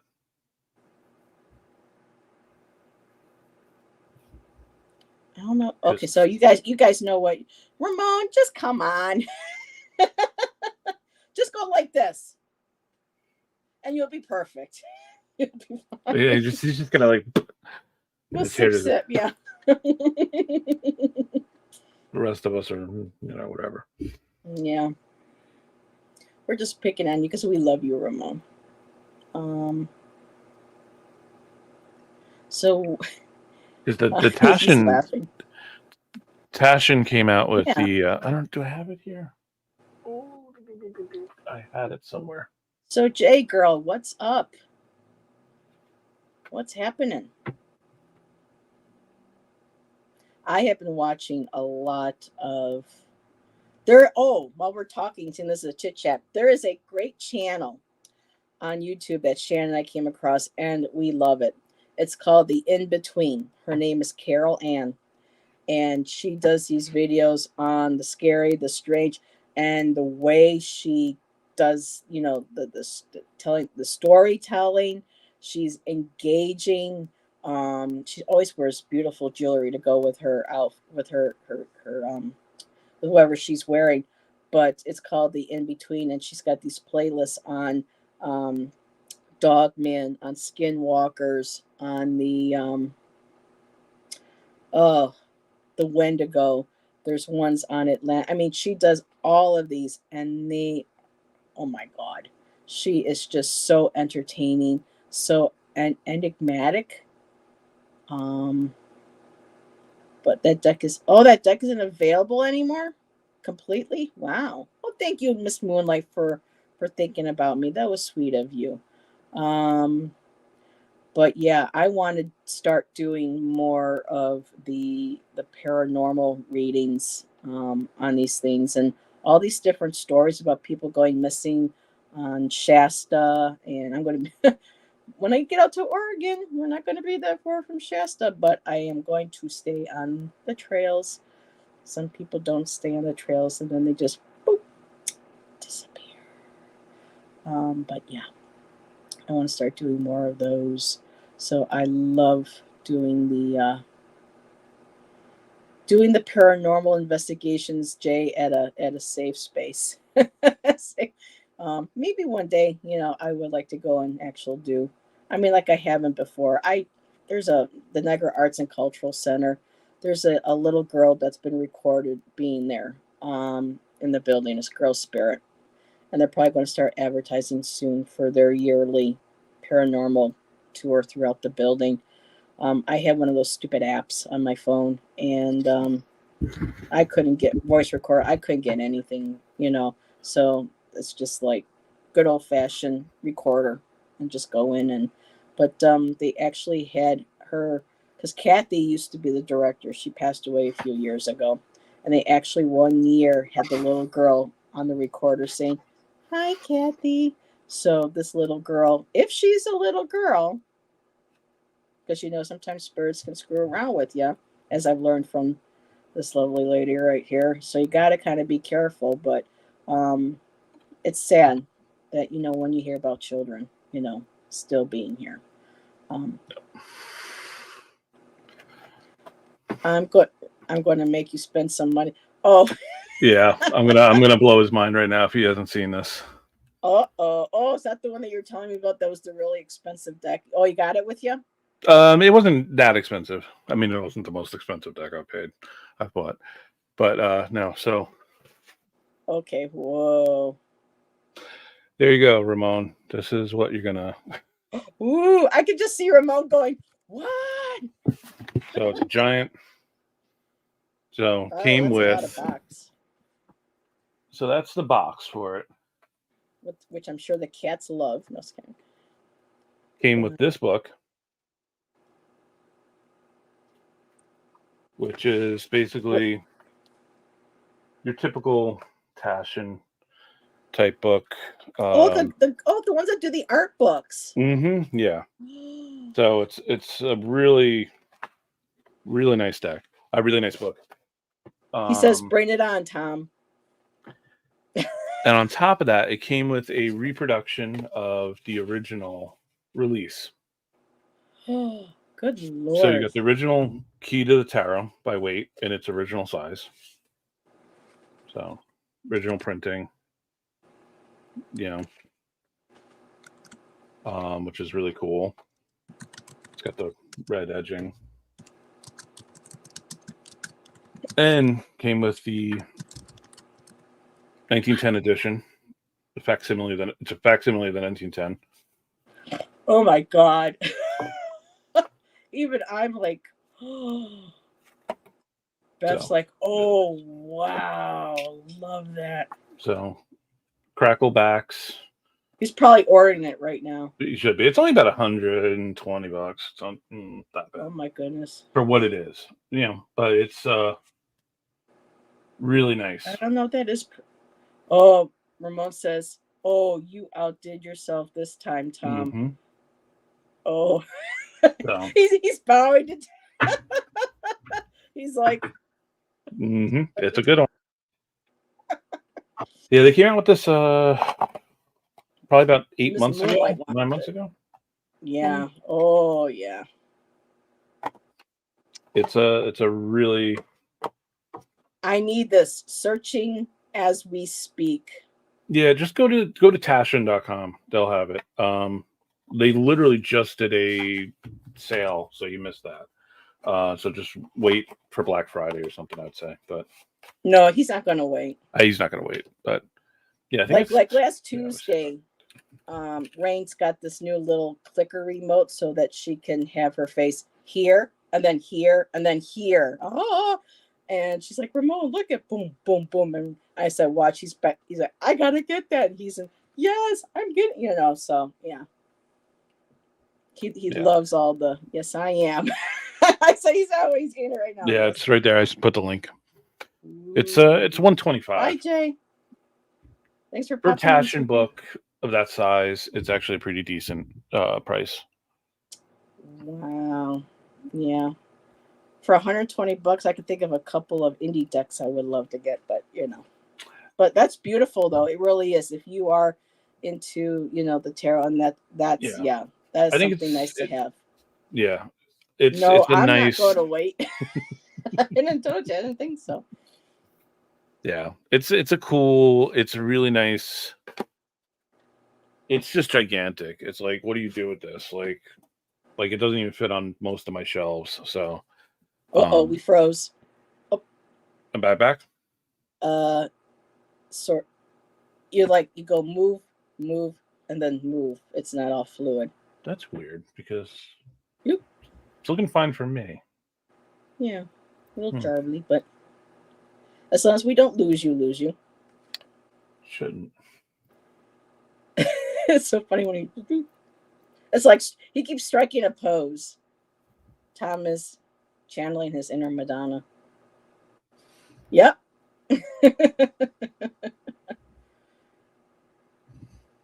That's funny when you do that and you keep freezing. It's funny. I love it. Your book is so big and the energy is so strong. It's taking up bandwidth. There you go. I want to stop and come back. Now? Where's Miss Tarot D now when you need her? Not Beth, Miss Moonlight. That's funny. Is that better? Yes.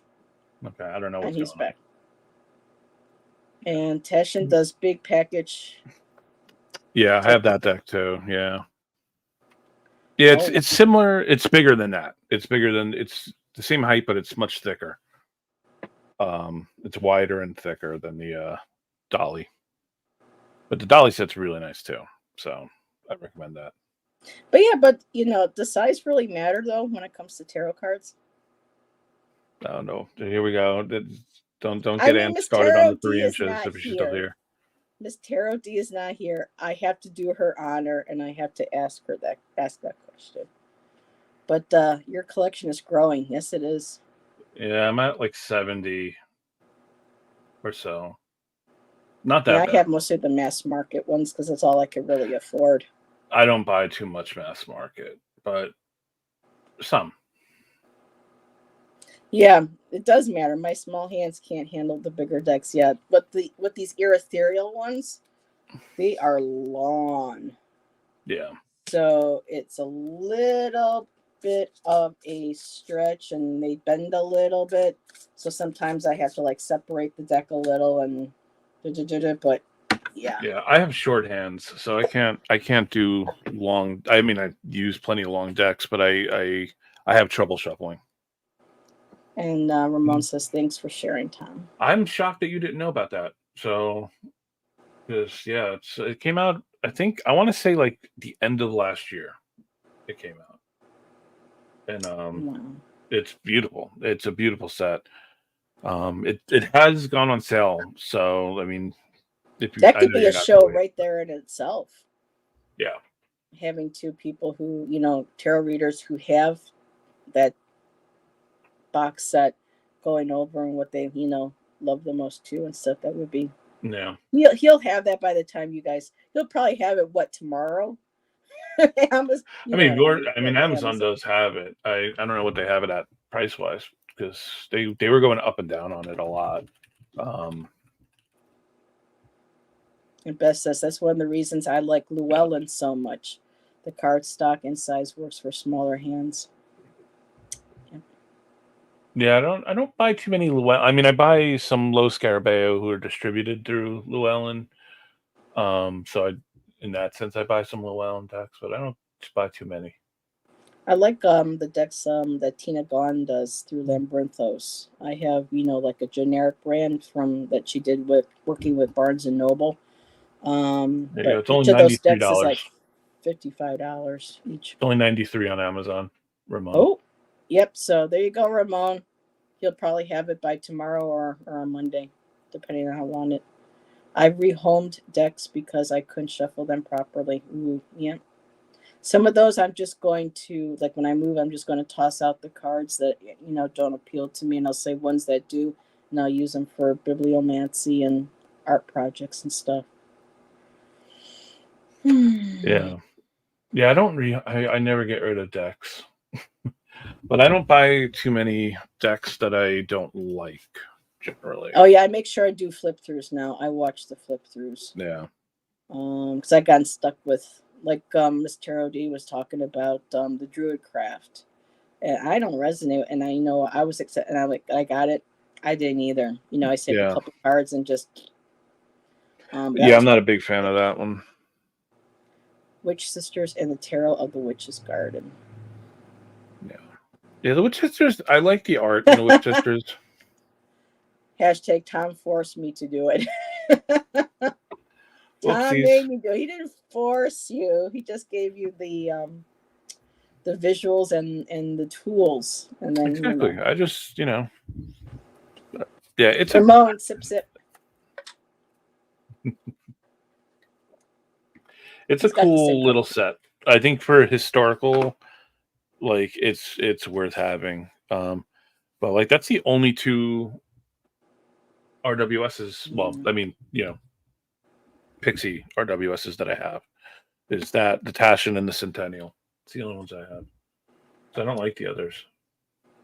Yeah, with the Druid Craft back in the day, this is going back quite a few years. Yeah. This was, I think, before I even left Arizona, that I think I might have seen it. And I just love the cover art and a couple of the cards they showed on the back. And then when I got the rest of the deck, I'm like, and then, so. Yeah. That's something for me, but I would love to get the Labyrinthos cards. She's got some cool ones. She's got Lenormand. But for simple, I like it because they're clear. They're a simple design. I like the color palette. But for something like that, I'm just like, ooh, a couple of them, $55 from just for one. So, but that's something that I would like to get. Yeah, I mean, decks can get pricey. They sure can. Yeah, I mean, I don't buy. Despite what saw today, I don't buy too many. But yeah, there's so many that I have. I'm just like, what? But you get into that craze where everyone's like, oh, I got this deck, and that's why I love what Gerald still says: purchase responsibly, know your limits. Because there was a time when Heather did, and every time I saw, it, I was like, ooh, I want that. Ooh, I want that. And let's see. I really like Tarot de St. Croix. That deck doesn't get enough love. Ooh, Santa Fe. Oh, that must be beautiful. Okay, I do know. Okay, yeah, this reminds me a lot of the MM Moline decks. Need the Rosetta and stuff like that. It looks a lot like that, in my opinion. I wish I could be more a part of this conversation, but I don't have all these decks. I'm not really familiar with all these people because, like I said, I'm picky and I'm a mass market girl because that's what I can afford. So I wish I could, I don't know. Some of these mass market decks are getting expensive too, though.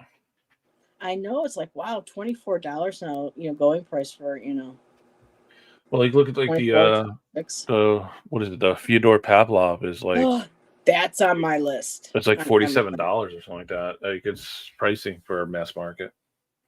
I fell in love with that deck when I saw Allison use it. Yeah, I never bought it, but I missed out on the indie or I just didn't get it, and then I just haven't gotten the mass market one. There's also one on my list that's got a feather in every single card. That was very unique to me. It's almost kind of like a Renaissance-y kind of black and white. But there's like an insertion of a feather. It's like very base color, like the Theodore. That's the Alejandro Rozan deck. I don't know. Medieval Feathers, I think it's called. Yes, the medieval. Yes. Yeah. I was like, yeah, that I love his is art. I love his art so cool. much. Yeah, that was very original. Very. I was like, yes. You know, I like that. Yeah, that was I haven't picked that up. I really do like his deck. He's one of the nicest people too. I've had the chance to talk to Yeah. him a couple times, and he's really, really nice. Great artist. He does the his Tarot Day Ambiguity. You said you met him, or did I mishear that? I was looking. Yeah, Oh. I've talked to him over Zoom, like once or Wow. twice. Yeah, Tell him he's I like really his nice. decks. I like his deck. Tell him. Yeah, I do because he used. I don't know if he's going to anymore, but he used to go live with Artists and Tarot a lot, and then I think when I pre-ordered one of his decks, and it like it was an early pre-order, and it was one of the things was like a session with him. So You know who is like Jonathan. I don't know how you do it, but he gets these really wonderful deck creators yeah, on his channel, and I would love to have. For sometimes you me, just gotta Jenna ask. Della Gratalia, but I am a small channel. I don't know. And look at I was just mentioning Jonathan and Amanda. Jonathan has mentioned some super interesting decks before. He's had Anna Turian on. Yeah, He's just, a couple and I'm just like, I would love to have Jenna. That would be my, and I I also invited Vixen when I came across his deck, and it was Elaine from Tarot Tats and Tea had gotten the deck. It took her a while to get it because she's in the UK. It took her like 4 months, I think she said, to get her, 2 months. And she had mentioned that she was going to be reviewing this, and he saw that and was like, oh, thank you. And I said, oh my goodness. And I let him know, I'm ordering your deck. I would love to have you on my channel if you would like to talk about, your deck. And he never responded. So I might work with it a little bit more and then try again a little bit later. But yeah, but Jenna Della Gratalia, sometimes you just got to reach out and ask. I mean, you had Sasha Graham on, right? You talked to her, so. Oh, Sasha, that was through Jackie. I was like, Jackie, you got what? And I used to. Yeah, go ahead. No, I was just saying, Sasha was just it was just like, wow, you do, true crime readings with my deck. And she was just like, just amazed by that. And I was just like, oh my God, this big, deck creator. Then find out she's, like a actress and stuff. And I was just like, I thought she was going to, possibly be kind of like a snob. And I didn't know how do I sit? How do I, and she was just like, hey girls. I was like, oh my God, just totally down to earth. I know Ramon got to, meet her, and work with her through Ginger's last show with the Stanley Hotel. But yeah, it was so cool. I would like to see if Sasha would come on again at some point. Yeah, I had a friend of mine and myself ran a music review website years ago, back in the early aughts. Yeah, and we were able. I was able to interview some big bands and stuff that, or at least big to me, not necessarily big to other people, but yeah, it was crazy. Like, it's amazing how easy it is sometimes to get to talk to people. So it's you just gotta ask. Could you come to my channel? That's it. Oh my God, I would shit a brick if I ever got to, even if it was just this here, to talk to Tori Amos. I would totally shit a brick. Yeah. I know it's just like language other, but for me, that's how much I've, some of her newer music. I haven't listened to anything of hers since the 90s. Because I'm a different age now, but I could still appreciate her mastery and how she plays and how she orchestrates and does her music. But oh my God, I would just be like, oh my God, you helped me through my first heartbreak. Your music, but and just so much darkness that she helped me get through her music. When you have an artist like that can help you through that kind of pain and trauma, it's just like, wow. Yeah, I've always. So who would you like to? Oh, Martin Gore would be a wonderful guest Oh my on your God. channel. Yeah. Could you imagine? That'd be amazing. I've heard he is fairly approachable. I know people have met him that at like synth events and stuff, but yeah, he would be amazing. Yeah, say, hey, Martin, dude, what's up, buddy? Oh, I have a tarot channel and I do techno music and love your stuff. Would you be Don't do interested? techno music. Don't say I do techno music. That's very insulting. Okay. Well, I thought they referred to their music as techno. No, their music's not techno. No, not at all. Okay, so what's the correct term then? Oh, I don't know what I would call their music. Oh, look at you, Ange. I know I've been to her website. I have her email. I just haven't had the guts to do it. Do it. Yes, I am almost up to 1K. I'll be starting my 4th year I don't even know where I'm at now. In November. I missed my channelversary. I had my 2nd channelversary was in August, and I completely ignored it. Oh, we'll have to have a channelversary for you. Totally ignored it. I haven't made a video in forever, so but I need to make more videos. Computer music is the correct term? I don't know if I would say it's computer music, but well, they cite, a lot of these techno bands like electronic, like 9 Inch Nails and all of them. A lot of them, it's electronic, but they're not techno. It's not even 9 Inch Nails is not techno. That's industrial. Well, industrial, but a lot of them still refer to saying that Depeche Mode was one of their inspirations for bringing that into the end. And they said they work with lots of technology and stuff. So it's technology, yes, but it's not techno music. Techno music is like that dance, like that's not what they techno is so 90s, Heather. Oh, so whatever, Ramon. Mister, I got to sing with Madonna twice. You biatch. I couldn't believe it when he sent me the footage.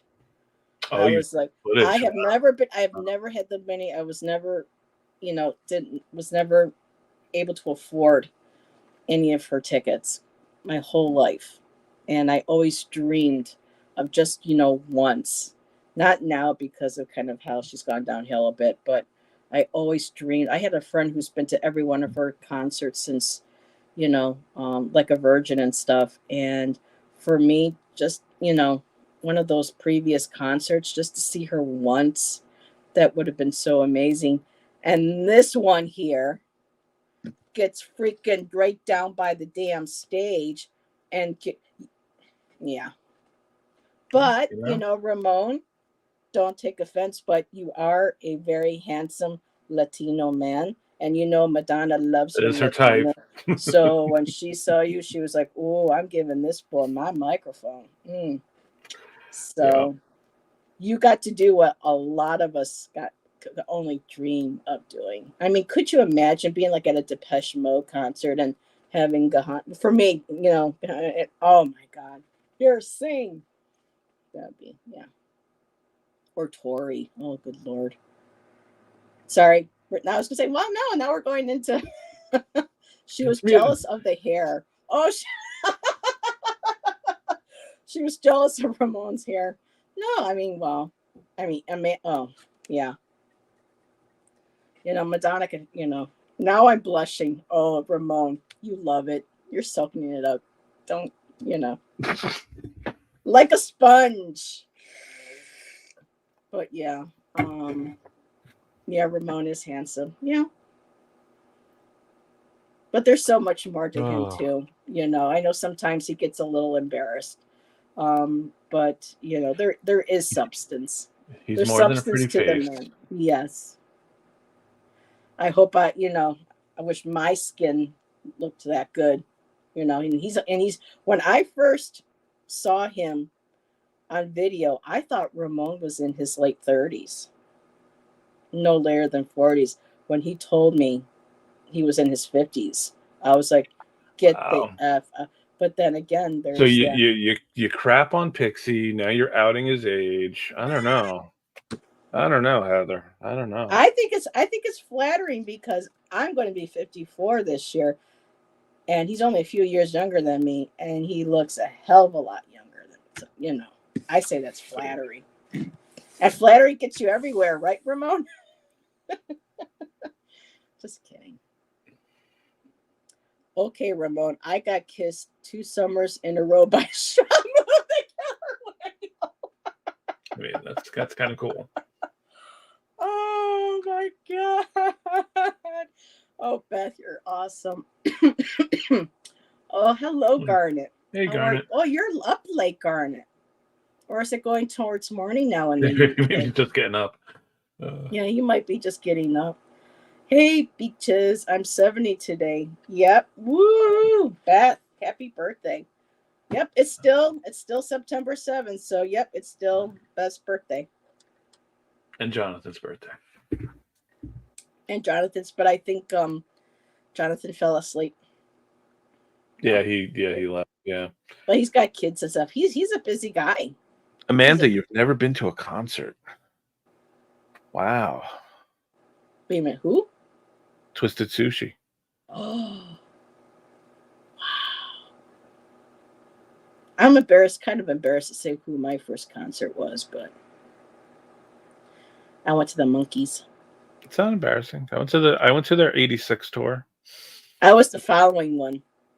I liked them. I always liked the Monkees. They were fun. Yeah.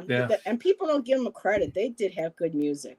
And man, I saw some videos recently what they did to those guys music-wise and not allowing them to make their own music and what they would, I mean, it was just how, they were a manufactured band. I mean, it is what it is. But they were just happened to be very talented. They all knew how to write their own music and play their own instruments and stuff. And they kept, finally when they did, was it Headquarters? I think that was their first album where they were able to include songs that they had written. Yeah. I saw Manson twice, Twisted Sushi, in Marilyn Manson? 94 or 93 with Nine Inch Nails. That was a great show. Marilyn Manson jumped into the crowd right in front of me. It was amazing. See, now he just... Granted, he was almost naked too, but... makes my skin crawl. Yeah. Oh my God, that was my first concert, Heather. I was in the 7th grade. Then in the 8th, I upped my game with Simon and Garfunkel. I would have loved to see Simon and Garfunkel. I love Simon. But you saw the original Monkees though when they were younger. My favorite was Mickey, and he's the last one standing. It's so sad. No. What? Mm-hmm. Ooh, I guess we all do have a dark side, eh? You know who I was listening to today? Kate Bush. What an interesting voice that she had. She's great. I mean, she still has. But yeah, I've been really looking into. Be right back. Got to rinse my hair. Okay. But the second concert, I believe, was Whitesnake. Oh my God. With Steve Vai. I did see Metallica with Guns N' Roses on their tour. Guns N' Roses behaved themselves. Axl did for Rich Stadium, and so I got to be there for that concert. It's a rarity. Mm-hmm. He got accused of it, Beth, but it's kind of been shown to be not true. He was accused of some stuff by Evan Rachel Wood, but it's kind of been I don't know who that is. An actress that he was dating. But well, yeah, he was beating up on Stephanie Seymour too. When they were going out, I think she ended up saying that he was abusive to her as well with domestic violence. So I don't know who the other lady is.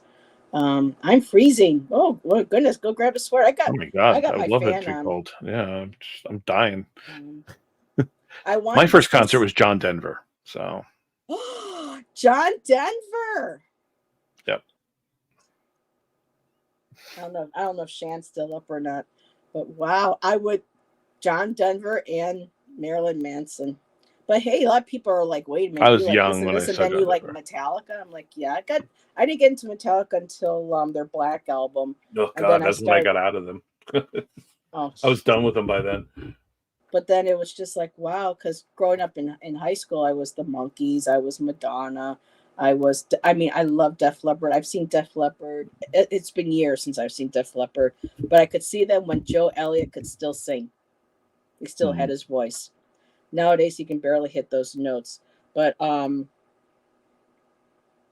yeah, unfortunately, it was after Steve Clark passed away. I didn't get to see Steve Clark. That was so sad. But I did get to see Def Leppard at least 3 times. Queensryche gave an amazing concert. Whatchamacallit ended up getting the Eagle from Hell, from what I've heard. Jeff Tate. I heard he's a total dick. But those concerts for Empire, the tour for Empire. Yeah. Oh my God. It was just amazing what they did on stage with the theatrics. That's the and tour everything. I saw, Miss Moonlight. It was the Marilyn Manson 9 Inch Nails tour. I think it was 94. Wow. Yeah, 9 Inch Nails. After telling, wait a minute, what was this? They were opening and they were booed off of stage after telling the crowd. Oh, yeah. Yeah, we saw a recent video where somebody was saying, I think it might have been them. I saw Bowie and 9 Inch Nails and Prick Bowie in 97. There was a band called Prick. Yeah, really good band. Nice. They were on Trent Reznor's label. Oh, well, there you go. I forgot what the label was that he had, but and people don't realize Tori Amos and Trent Reznor were buddies, and he actually did backing vocals for Beyond, Past the Mission, from her Under the Pink album. Yeah, that's cool. Culture Club reunion in 2014. Wow. Yeah. Who else did I say? I've seen Tori 3 times. The last time was in like 1998 when she was on tour with Alanis Morissette for their 9.5 weeks tour. That was an amazing concert. Both of them. After that, I moved to Arizona. I couldn't really afford, and she didn't really come around Flagstaff. I got to see. I'm from Buffalo. Ani DeFranco's from Buffalo. And I didn't get to see her in a concert until Flagstaff, like in 2000 and was it 4 or whatever. And what a lot of people don't know is that I used to be a drummer. I was learning drumming, and I was leaving home at Elmwood Music, and this is like 1993, 92, 93. I had my set, and I was still learning. I wasn't all, because they wouldn't let me in high school. They said girls don't belong on drums. Let the boys play the drums. You just stick to your flute. So I had to wait till I got out of high school, got a practice pad, and then eventually got a cheap drum set. But I didn't realize who she was at the time, and she was coming in, and I was going, now, hey, you're a drummer? Yeah. She goes, my name's Ani. She goes, let's jam sometime. I'm like, okay. And then I walked away like, yeah, right. I wasn't going to embarrass myself. All these years later. Yeah. And so it's just, those interesting moments in life where Shan was ready to head out to California at the time when the Eagles and all them were coming out. He was a guitar player. He wanted to find a band. He could have been in with that crowd, and he passed that up and went into the military. I could have said yeah to Ani and gotten into drums. Probably could have learned how to play maybe a little bit better, faster, and been on tour with. You just never know. Yeah. Where our lives take. And who was my favorite drummer? Rick Allen. Rick Allen what he was able to do with one arm I mean, he could have just given up and said, "That's it, lost my arm. I'm not going to be Yeah. a drummer." And he fought tooth and nail to learn how to play, with that foot. And I saw them 3 times in concert. It's just amazing. His you know, yeah, he was still through a lot of trauma, went through a lot of problems Mm. and stuff, but what he was able to do, that's resiliency. Gene Group Gene is amazing. Krupka, he was amazing. So drummers, Gene, yes, growing up, one of my first initial was Gina Shock. And if people don't know who Gina Shock did drums for, it was the Go-Go's. I finally got to see my Go-Go's in 2013 when they came to the casino. It was just amazing. Unfortunately, Kathy was fighting with the girls at the time, so it was a different bass player. But I got to see my girls because initially I wanted to be a drummer and a singer. I wanted to be in music, and so drummers Keith Moon, Keith Moon, John Bonham, best rock and roll drummer of all time. John Bonham. I mean, Rick Allen will always be my favorite because of him inspiring me. Because even in high school, when they found out the guys, even the music teacher found out that I liked Rick Allen, they would crack jokes like, "Hey Heather, did you hear Rick Allen went fishing?" I said, "No, I didn't." And they go, "Yeah, he caught a fish this bit, because he couldn't have the other arm to show you. And they would make fun of me. And I said, "You know what? I'm just going to give up. Why bother? And I was just like, "Oh, come on. This dude lost his fucking arm." Excuse my language, y'all, and I'm going to say, no, I can't do it. And I've got both my, so, he was my inspiration. Sheila E., phenomenal. I'm Good. surprised she's still able to play after her lung collapsed. She had to go and take a break years back. Her one lung collapsed. Wow. Sheila E., oh my God. Let's see, the Roxy Petrucci. People know who that was. She was the drummer for Vixen. She was an inspiration. There was L7. I don't know if anybody knows who L7 is. Oh yeah. D Platt. Yeah. I think I saw them at a Lollapalooza. I never got to see them, but I'm kind of glad I didn't because I heard they could be kind of nasty. But Bricks Are Heavy. Oh my God. I was like, who the is that? And here's my headphones on, So learning how to play, I would just put my headphones on, Led Zeppelin, Metallica, especially the Black Album. I would just play that. Enter Sandman, trying to remember, hear, see what they're, the heavy metal band, Slaughter. Oh my God. People laugh, but Blas Elias, phenomenal drummer. He's ambidextrous. He also tours sometimes with the Blue Man Group. Just an amazing drummer. Oh, here we go. I'm talking about drummers now. Oh, Beth got me going. I can be like done from now, and I'll be like, oh, I should have thought of this person. I should have thought of that person. But Phil Collins, you cannot not. You hear Phil play, and you know that's him. He's got that signature sound. Phil Collins is, it's so sad though. He can't even stand now. His spine is degenerated. He's in so much pain they can't tour anymore. This was a Genesis last tour. They had to put him in a chair. He can't even pick up his drumsticks anymore. I can't imagine what that is like, not being able to continue doing, what you love. Tommy Lee, as much of a dick as he is or can be, he's a good drummer. Not the greatest, but not the greatest. A little too showy, and Well, I can't drum upside down. I would have been like, what? You just don't have the millions of dollars to try. Yeah. Now Lars Ulrich, he's an incredible drummer. He has an ego. Stop! You can't keep time for anything. He's terrible. Well, he plays better than I did. But who was it? Oh, here we go. You want to know who a good drummer we lost him a few years back? Neil Peart from Rush. Yeah. That was an incredible drummer. Yeah, that I can't argue. He can, drum circles around people. But yeah. I told Shan, we ever able to get a house, our own house, I would love to get a drum set again someday. But it's been a long time, so those days might be over. But there are times still when I'm listening. There goes Heather's hands. There goes Heather's. So, who was the drummer? He passed. Did he pass away? No, he didn't. For Alice in Chains, I liked him too. I don't remember his Mike's name. not Mike Starr. That was the bass player that passed away.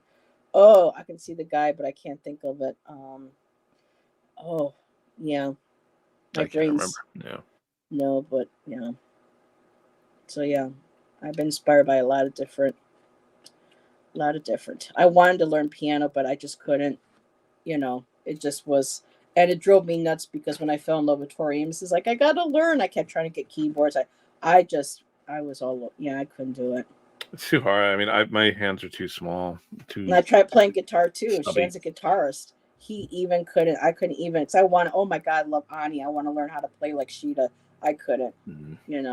So but it's okay. I was a drummer in the past for a little bit, so that was my fun. I've never been able to play drums very well at all. But well, if you have me pick up again, I try to sometimes out sneak in at the drum store when at the music store. If Shan goes somewhere for his guitar, I try to get on those electronic ones with the headphones on that is like the rubber, because trying to do it loud, I don't want to embarrass myself. But sometimes I'll get on and I'll be like, "Ooh, Heather, you're real. Oh my God!" But still to be able to do it and hear it, oh my God. One time I left the store, I was crying. I was like, "Oh my God, I miss my drums." But hey, Yep. people see me and say I should play the bass guitar. I love the bass. Bass is good. I tried, couldn't do that either. But bass, oh my God. And what drives me nuts about bass though is that a lot of times the guitars just kind of drown out the bass. Yeah. And you don't really get to hear. And there have been so many. So many good bass players. Geddy Lee, we still got Geddy Lee. Of course, we lost Entwistle from, but there was one recently they were talking about. There's a great YouTube channel called Professor of Rock, and this kid, he's got to be, I think he's in his 30s now, but his dad raised him on appreciating music, and it became like how y'all are like with Ramones with tarot and how he knows the in and outs, the stories of everything. This guy knows all of that with all of these musicians, all these different songs. He's done interviews with Kenny Loggins, with Crosby, Stills, and Nash. He with Hart. I mean, he does these phenomenal videos where he breaks down songs and talks about, how his father, so it's just check out his videos. You learn so much about some songs now. I'm like, oh, now that I kind of know the story about someone, I'm like, oh no, but you learn a lot. Yeah, it's interesting. Some of the behind the scenes stuff is really interesting that he brings up. But he got to talk with Anne from Hart, and oh my God, she still has a good set of pipes on her after all these years. Some people have just let their voices go, and still, and I'd still love watching that president, was it the honors for Led Zeppelin, and how they just made tears appear in Robert Plant's eyes when they did Stairway to Heaven. That just John Paul Jones, people don't realize he was instrumental in a lot of Led Zeppelin's music. And when they went on tour together, they didn't even invite him. And they even named the album and the tour after the song that John Paul Jones wrote. I didn't know that. And I'm like, man, what a kick in the ass, but he was still gracious. He's worked with a lot of different bands, and another, and he could play other instruments as well besides the bass. So, yep. Like I say, I love music. I can go on and on about. I'll be quiet now and I'll let Tom talk. Oh, I don't need to talk. Yeah, I'm good. Yeah, But yeah. yeah, I'm not a Zeppelin fan at all. So, Oh,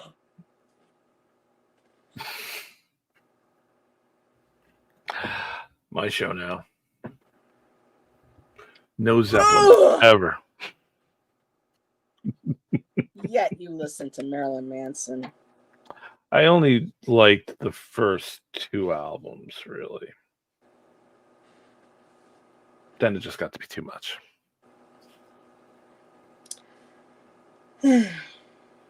One of my favorite songs to play when I was learning was When the Levee Breaks. I loved playing that song. That is such a damn groove. I just love that. That and Rock and Roll was one of my favorites to play too. Yeah, I don't know. I'm just not a huge. See, now you know what people get. How I piss people off is when I tell them that the Beatles weren't the greatest rock band, that they were they overrated. Huh? They're overrated. They're definitely overrated. I mean, they had good music. I am not going to deny that. Yeah, but they're definitely overrated. But when they say they're the greatest, rock band of all time, I'm like, if my eyes could roll back any further in my head, I swear to God. It's just, yeah. So people are like, well, then who do you think? For me, it was always, Led Zeppelin. But I said there are other bands, the Stones, Cream. You had the early blues players, all that traditional. Elvis even opened more ways, with rock and roll. Buddy Holly. I mean, these were, the bands and the musicians that really, I mean, they just kind of like took from that and made their own sound. But, with the Monkees, there were times when, the early Beatles wasn't really much different than the Monkees. And even that's when they were starting to write their own music too. So, to me, the Yardbirds, all these bands, the Animals, the Hollies. The Animals, definitely. Yeah. So there's a lot. The Beatles contributed. There were songs that I like of theirs, but to be hailed as, oh, we would not have rock and roll today if it wasn't for them. Oh, sorry, people in chat. They're probably all like shutting off their I thought this was a Charo talk. Hey, with us, we talk about music. It's always going to come to music at some point. Yeah. Because that's such a major part of our lives, Tom does music. He's a musician. He's an artist. Very loosely. We played the Beatles on the recorder in elementary school, yeah. And we sang a couple songs when I was in chorus in the different schools, Michelle. And I'm just, after having to sing, I was just like, I don't want to keep singing this song, but I was in chorus. I had to keep singing. But that was before. It was just like, yeah. Yeah. I remember saying Bridge Over Troubled Water. That one was nice. Simon and Garfunkel. That's a great song. Wait, I like Simon and Garfunkel a lot. There's some of the stuff that they did. Not a super big fan. But a lot of times it's like when, Professor Rockery has that lightning in a bottle segment where a band, for some reason, just has that one song that's all, I guess that's all they needed. And I sometimes wonder, how can you have just one song that sounds that incredible, and then when you listen to the rest of them, you're just kind of like, what the hell happened? Hey, Thomas. Hey, Thomas. Talking about music now. We've been through, well, actually, Tom blew Ramon's mind a little while ago. So I did. Made him spend about $100. But now we're talking about music and bands and stuff. But yeah, the Beatles had some. I mean, for me, I ended up liking their music solo. Like John Lennon, I liked his solo stuff. It's just too bad you can. I just only can. And I don't mean to be a pun, but you can't only just imagine what more music would have been like if he hadn't been, killed, if he hadn't died. Yeah, but I also I mean, worry that I've thought about this, and I worry that the 80s did some terrible things to some great musicians. David Bowie. Um, so see I now, don't. I like Bowie. I was able to get into Bowie more in the 80s, See, I couldn't stand his stuff in the 80s. I I was Woo, Pink I'm Floyd. yeah, Yes. see, I'm not a Pink Floyd person either. So Tom, what sorry. the hell? Oh, I'm sorry, Mozzie. I'm not yelling at you. I'm sorry, honey. I went, what the? And he went, Mommy. Wow, Pink Floyd, yeah. Yeah, I I'm like not. Yeah, David Gilmour too. I like Learning to Fly is, I think, yeah, one of yeah. my I mean, they have favorites. some decent songs. It's not that I don't. Again, I think they're highly overrated. Um, it's a weird thing. To me, I think they are a better band than the Beatles. But and George Harrison. George Harrison was Yes, George amazing, Harrison was amazing guitarist. amazing as solo. Cloud Yeah, Nine. I enjoy Cloud Nine and the music when he was. Oh my God, the Traveling Wilburys, hmm, Roy Orbison, yeah, Tom Petty, Bob Dylan, yeah, um, and George Harrison. I mean, I can't believe we only have Dylan and Jeff Lynne still. I can't believe the yeah, other guys are gone. yeah, There you go, Tom Petty and the Heartbreakers. You know, yeah. these are these bands, and but yeah, George Harrison definitely. I did like Wayne's. I did like Paul during more of Yeah. his, not I as much solo stuff though. I Um, never got John was into Wings. stronger. There's a Oh couple, yeah, by far. I mean, George and John were definitely the better and the out of Eagles. all. We're Yeah. an Eagles Mm. household too. Shan loves the boy. Oh, you would be making enemies right now with Shan if he was in here. Boy. But Oh, you have to admit though, the Eagles were one of the bands that did incredible harmonizing. There's a lot of bands yeah. that they were once Crosby, Stills, and Nash. The Oh, Eagles, they yeah. all knew how to harmonize Yeah, you can't beat beautifully Crosby, together. Stills, Nash in that. You can't. Mm-mm. You just can't.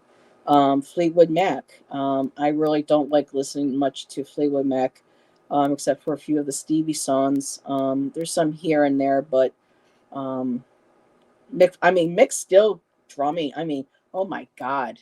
Oh, not speaking of, but he just jumped into my mind because of the way Mick would with his little balls that he would hang from. um, Ian Anderson, flautist for Jethro Tull. Not a big Jethro Tull fan, I but mean, you yeah. have to admit what he could do with that flute was just incredible. Who Hmm. can act? I mean, Jethro Yeah. Tull, but yeah, yeah, we're an Eagles and and Black Crows. I don't know how you feel about the Black Crows, but we like the I don't Black feel Crows. about them. Yeah. Well, Shan's never gonna talk to me again. no, Shan will never talk to you. No, No. but actually, it might be an interesting conversation to actually engage somebody. But no, we like the blues and the southerns. They, I was never really a big Black Crows fan. That was another CD I was listening to when they first came out. The drums, I really liked the drums. Long Hard Cold Winter by Cinderella. They had a couple Mm, really incredible songs off of that album.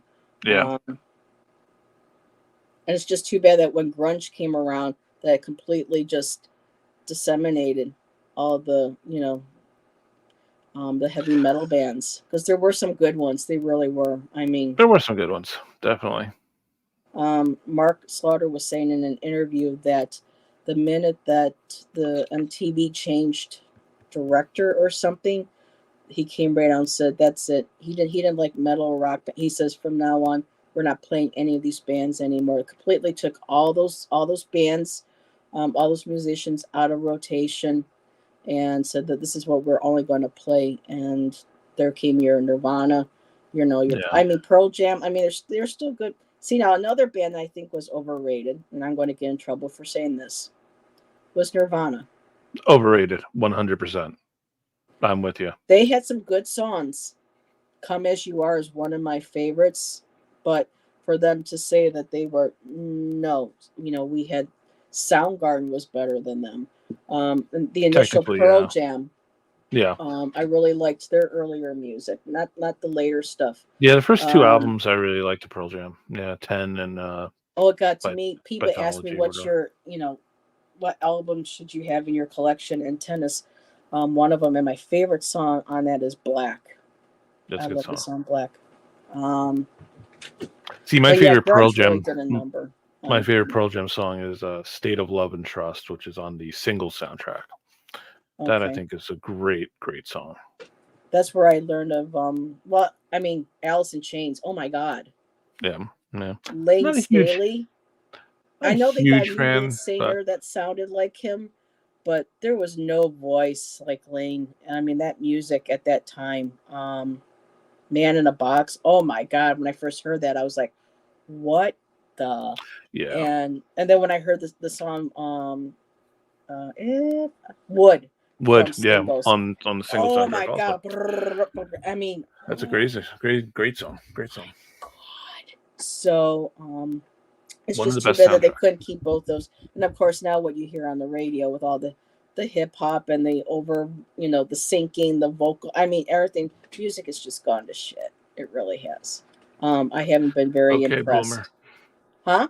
Okay, boomer. I'm not a boomer. I know, I'm joking.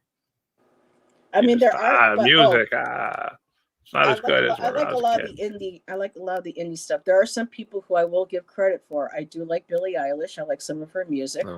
I do like some of oh, what's her name? That's popular. I can't think of it. I do like Miley Cyrus. Does has an incredible voice. She's done rock and roll songs where it's not pop, but she's just done the. I can appreciate her, but these all these other girls, they're all auto synced. There's no true musician. Everything is auto tuned, and it's I miss. That's why I like looking. Well, I don't have Spotify anymore, but I like looking at try to find indie stuff, on Mm. iTunes and whatnot. Because so many good music just gets swept right under for the glossy, Amanda, back in my day, okay, he says, "Oh Exactly. no, oh no, What you did I do didn't, now, Tom." Ramon? What did I do now? I don't know. Billie Eilish, maybe, Might have been a Billie Eilish. I don't know. or the Miley Cyrus. I mean, Miley, even though I'm glad she's kind of sort of past that, I don't. but when you get past that, I mean, she was rebelling. She was made. People don't realize what a lot of these young kids what was being done to them by the producers, the men in the Nickelodeon and in Disney. A lot of these kids have suffered sexual trauma and abuse by these people. A lot of it's starting to come out with, especially with Nickelodeon, with that Dan Schneidman or whatever his name is. Schneider, yeah, So Schneider, a lot of them yeah. are trying to break out of that and take over their own. So oh my God, Amanda, thank you. Florence Yeah. and the Machine. Nobody did. I love Florence and the Machine. You called Heather a boomer, Tom. And It was a notice I actually like Miley's joke. voice, and she does have a good voice. See, I don't think she has a good voice. I personally don't. Yeah, She could sing. Yeah. Well, I was going to say some of these other girls that are coming out. And I'll say, I liked. Okay, Ramon, yeah. he can support me on this. And people can Oh, go, of course "Oh, they are. Heather, no." I still like and enjoy the Spice Girls. Yeah, I They mean that's all fine. they all didn't have to have their voices auto-tuned. They all sang. They all participated in the writing of their music, Yep. and nothing was rarely ever lip synced. Certain backing tracks and stuff. But who I also like is Pink. Thank you, Ange. What's wrong with Pink? No, not Pink. I wasn't talking. Yeah. I know, but I like really. I kind of like that. Kind of like a Bonnie Tyler almost in a way. Yeah, but Kim not as good as Carnes. Bonnet. Not as good as either one of them. So you know, it's a bad replica. I don't know. I think she's I don't know. She's growing on me. Flowers is one of my favorite songs now. I absolutely love that song. Yeah, I don't know that song. But there's not like oh, her last name is Bishop. These are people who don't get the kind of radio play that they should. So many people. I have a playlist with people that um you don't even really hear on the radio. But yeah, Florence and the Machine. Thank you for bringing that up. I Florence totally and the Machine's forgot about okay. it. Yeah. Yeah, look what happened to Justin Bieber. They got a hold of him first. Yeah, if you guys watch some of these videos, that they show the progression of the abuse from Clive Davis to Puffy, from Puffy to Usher, from and for entertainment purposes only, YouTube. This is already out there, and people are talking about this. From Usher, then they gave him to Bieber, and even at that young age, he was like, "Well, yeah, there I'm at parties, and I don't know if I should be here." I mean, come on, you can tell that they're constantly grooming these kids, and I really hope a lot of this is more of it is going to come out as the years go on about the abuse of these poor kids. I mean, Britney Spears, look what her parents did to her. You know, Yeah, I mean that's just greed. Christina Aguilera, she's always had an amazing voice. Yeah. I don't necessarily like how she's always marketed herself, because it's like, girl, I can understand about embracing your sexuality and, this and that. But when you start doing more of the physical and in your face, it kind of to me takes away from the incredible vocal. Like the thing with Miley, I was turned off from her for a while just because, oh my God, how many times do we have to? Yeah, it's so But stupid. still, she's maturing now. A lot of these, young women are starting to mature. They're starting to move into their own. But who is that? What's her name? Something Bishop. Roll Me Like a River. She was Flow Me Like a River. She was on The Masked Singer. We don't have TV we don't watch, but we find them on YouTube. Um, she's got an incredible voice. I don't know who that is. Yeah. But yeah, TV shows. I found new singers through TV shows like Lucifer. The TV series Lucifer had some great music. Tame Impala, Cage the Elephant. They all got their start from being featured on the first season of I call it Lucy. A I mean, they lot were of known before then, but yeah, they Yeah, got but they bigger. really brought Yeah, them into the forefront. into the more. Yeah. And so a lot of TV shows sometimes. And look at Kate Bush. Did you know she with her song running up that hill? It never went to number one during the 80s. It didn't even Until chart yeah, into the well, top just 10, I till don't think, Strange Things. Yeah. until Stranger Things, and boom, they finally gave her first number one. Yeah, which is Bishop ridiculous. Briggs, thank you. I don't know that. I don't know her Yeah, at all. that's a good song. There's a, oh my God, yeah, Evanescence. Whether you think they're goth or not, Amy Lee has an incredible voice. I agree, Ramon. Cloud Busting is the best song. Is Kate Bush's favorite, my favorite of her, and this one's work is good too. So for Really. me, yeah, just amazing. So many artists just go I unknown. don't know, Heather. Were you having a brat summer this summer? Were all up on the Charlie XCX? The Guess what, I'm Bratz? gonna the Brat Summer. Come on, I don't know what that the means. new Charlie XCX album that came out. Oh, she did something with Ziggy. Oh, not Ziggy, not Ziggy. Oh, the white chick who was the rapper. Oh, I Oh, liked her until she got yeah, she a got long all time ago. those Yeah, yeah, butt implants, and she started doing these videos where oh my God, I was just yeah, like, but she was I really liked her. She did Fancy. I yeah, still yeah, love that song, but I can't. Iggy yeah, Azalea. yeah. Exactly. Iggy. That's it. Yeah. But after that, it was just like, oh my God, it was just like so many of these women. Don't even get me into the WAP and all this other stuff. I have a friend who's like, but that's women finally taking control of their sexuality and they're doing, and I'm just like, No, for me, what I'm saying is this is what we're telling young girls what they need to look like, what they need to do to be popular. There's just so, to me, it's just too many.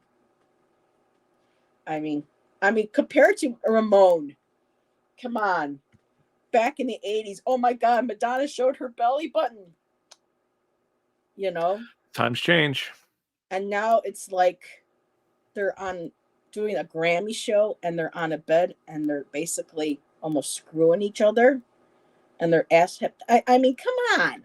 I'm It's I'm, just like I'm standing by my boomer comment. ha ha ha. Hailstorm, yes. She's done some shows with Amy Lee and Evanescence. Sawyer Fredericks, I called him Cousin It. That was the season I followed The Voice, the only season I watched. You know, we were loving that show until we realized it was just screwing and making. I mean, it had nothing to do with talent. It was like the people that you knew should have been moving forward didn't, just like American Idol. And after the people who won, you never heard from them. Those who didn't win end up having, better careers. But I think that does more damage than good to it's just again taking advantage of people and their dreams. You know, there have been a lot of just that's why we after a while when we start Well, seeing it's a game show. I mean, that's yeah, people need to realize we not just going stopped into it. watching it. I don't. I people should know better. If that's I don't know what you're Oh, getting into. Ramon just released a video walkthrough the Mannerism Tarot. Ooh, I'll have to check that out, Ramon. But yeah, they were just like a meat factory, just hauling them in, Yeah. just Hey, Moira. Moira. Hello, hello. Whoops, what am I doing? Yeah. That's what I'm doing. But So, yeah, Amanda, I never finished Supernatural. yeah. I watched a bunch of it, but I never finished it. I should at some point. I see. I is that with the two brothers? Yeah. Yeah, I couldn't get into that. Just well, of course, I know. You disappointed me tonight with Led Zeppelin, and I disappoint you with Buffy. So I think we're even. It's true. You do disappoint me with Buffy. Charm though, my heart broke last month when we lost Shannon Doherty. She was my favorite Charm sister. I absolutely loved Prue, and losing her to cancer was just It's rough. it was rough. Yeah. Oh, Ramon. Moon Scarab, the movie poster tarot. Oh wow. Yeah. I saw that when we went to go see the latest Ghostbusters. I was like, oh great. Tarot here. Of course it's evil. Let's just reiterate that. But yeah, I wasn't really into like the bandwagon like 90210, Dawson's Creek. Friends Yeah, I I know. did watch for a while. Oh God, I couldn't do Friends. But all those shows I couldn't get into anything until All I was right, like, oh, no. Charmed. Now I'm leaving. Seinfeld, no. No. I I'm don't like leaving on that. Seinfeld. Bye. On Seinfeld? I have to draw a line somewhere. Oh my God. Seinfeld no is soup for you. one of the best TV shows ever made, hands down. Oh, you like Seinfeld? Love it. Oh, okay. You like Led Zeppelin? I like Seinfeld. You know. Well, shows like that were too much for me. I couldn't stand. Oh, the so greatest TV show for me, and I still have my original TV guide covers and some of my magazines. The X-Files. Okay. All right, I'll stick around for a little bit then. I still have I have almost. I think I'm missing maybe 2 TV guide covers. But I was thinking, oh my God, am I going to have to throw? Because we can't take everything with us. We're trying to figure out what to save. And I'm looking at Chen going, well, I've had these X-Files covered since But yeah, the X-Files, hands down. I was hoping that they would do one more season because at the end of the last one that they did back in 2017, Scully was actually finally pregnant by Mulder. This was his kid. Spoiler alert, people who thought, the last one was his. And she just said to him, I'm even at her age, she's like, I'm pregnant. And he like, what? And I would like to see maybe one more season where the child might be having those abilities, like with the alien from her being messed with, and a new, just something to kind of tie everything all together. But David and Jillian said no, enough's enough. So Yeah, I did not like the last couple seasons personally, but they were having fun. They were just like, let's just be goofy and have fun. Some were a little gruesome, but it's X-Files, it's to be expected. yeah. American Idol season 2, Kelly Clarkson, Kelly Pickler, etc. had a U.S. tour after I worked the 600,000 seat venue as staff selling. Oh wow, Pop Tarts sponsored the tour. But Kelly Clarkson deserved to win that. That was, I think, the one American Idol that actually went the way it should have. You know what pissed me off is when Clay Aiken had the better singing voice and performances than was it Ruben Studdard? And then who really should have won that one? I can't remember what season was it for American Idol. Why is his name leaving me? He sings for Queen now.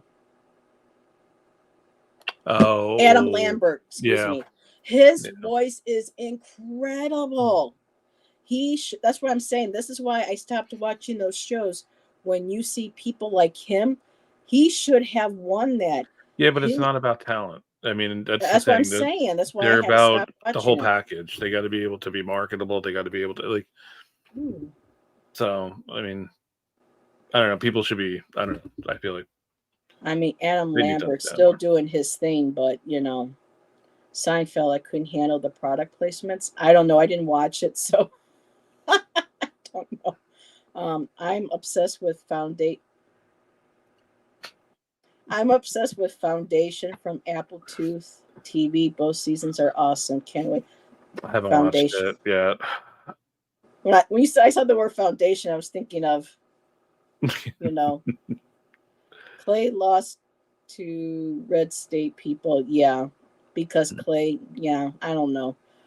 He didn't have really great albums afterwards, but I did like that one album that he released, Measure of a Man. That was a good, to me, that was a good CD. It showed, that he should have been the winner.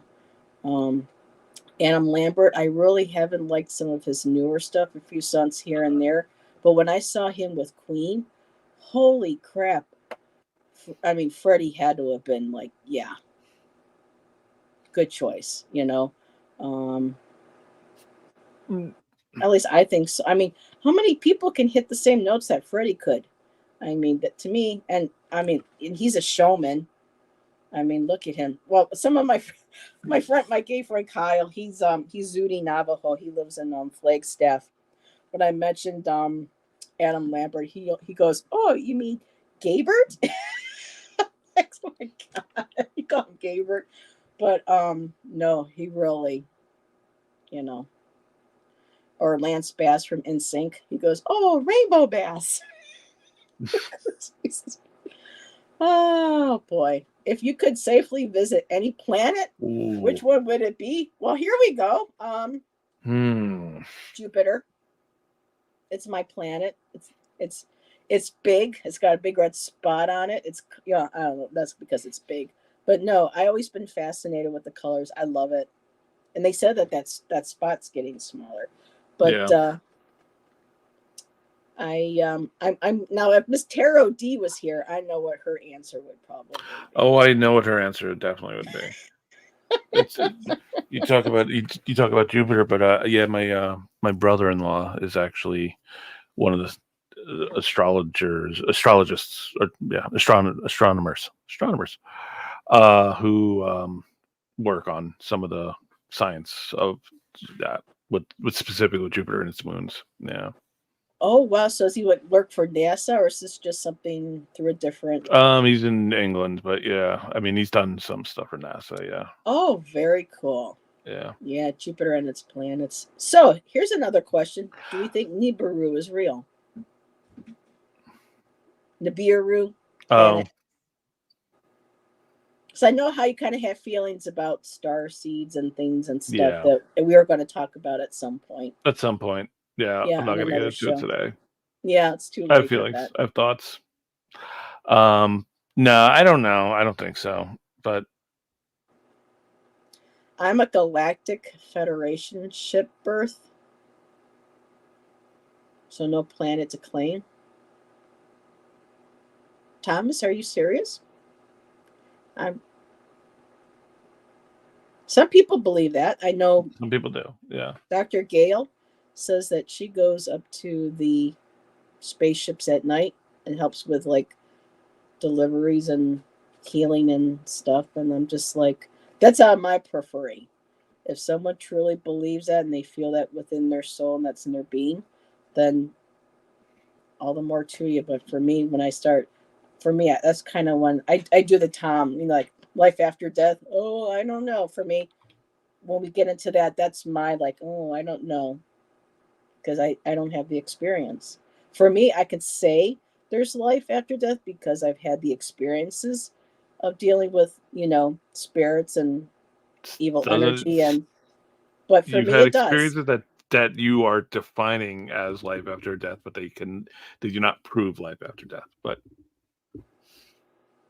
Just like we can't prove that Tom wasn't, you know, but for me, that's my Cleopatra's cat. reality. That's my reality and that's my belief. And I'm a Yeah. ship mechanic during my sleep occasionally. Okay. Interesting. So, I'll come that and was get us off interesting. this planet soon. Oh my God. Save us Mothership. from this. Yeah. Yeah, no, I don't. Yeah, the whole Nibiru thing. Yeah, no, no. That's another show. That's a long They say conversation. because of the trajectory and the way it stays hidden because of the way the planets. If you hear anything, my cat's deciding that he's going to play. Hold on a second. What are you? Oh, we spend money on toys sometimes for them. What's he Yeah, playing with? yeah, that's more fun. There you go. So, but yeah, I mean, they're thinking that that might be some of the reasons why when it comes around at a certain point, it causes the great like the change in the what causes the great floods and stuff. It's been, what of course makes the cataclysms that the Earth Hmm. has experienced. Yeah, yeah. It's possible. Yeah. I mean, I did a show once, like 2 years ago. not ruling it out. Scott Allen, Spiritual Essence, joined me with I think Sherry or somebody else, and I can't remember if the cards were saying no, it's not real or what. I can't remember. It's been so long. I am going to be starting my 4th year in November, so it's kind of hard to keep track after a while. But yeah, you just never know. Yeah, I mean, Is I'm your never going to say brother never. is your brother open to the metaphysical like you are No, and with no. astrology, right? Nope, he It's doesn't his believe that. brother-in-law, but no. Yeah, Oh, brother-in-law, excuse me. yeah. Not really. I don't think. No, I would say no. Okay. I know that we were talking in chat last night with Ivana. Was it last night? Yeah, with Ivana, and someone was saying that Neil deGrasse Tyson says that astrology is a pseudoscience; it's not real. And I'm Hmm. like, I would agree to that to some extent, but I think you have to look have at you it had? and Oh, go ahead. no, no, go ahead. No, What are you finish gonna? your. I'm not going to I interrupt. think I think I think it's healthy to look at it as a pseudoscience, um, because there's a lot of assumptions and falsities out there. So I think it's a good healthy thing to look at it that way. Um, Interesting. Good thing Karen isn't here. No, no, because you are going to have Karen do your chart for Oh you, right? yeah, yeah. No, I mean I'm not. to me, it's a hard thing. I wouldn't call it like empirical, like facts or anything like that. So I think it's an interesting thing. I do think there is.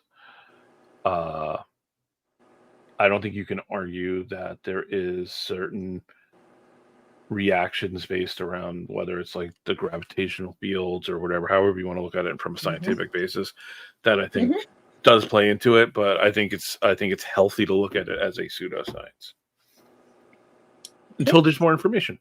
Yeah. There's so for the most many part, of them. it's very faith based.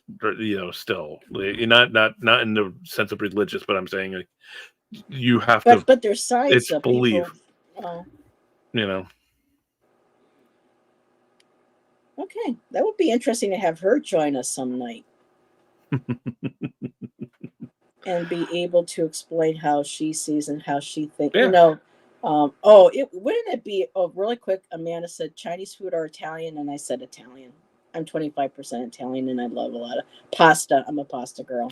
I'm probably about 25% Italian too, but I'd still pick Chinese. All right. I don't like tomatoes, so that rules out a lot of. I love tomatoes, and it's not good because tomatoes doesn't help with inflammation. And Thank you, Maura. Exactly.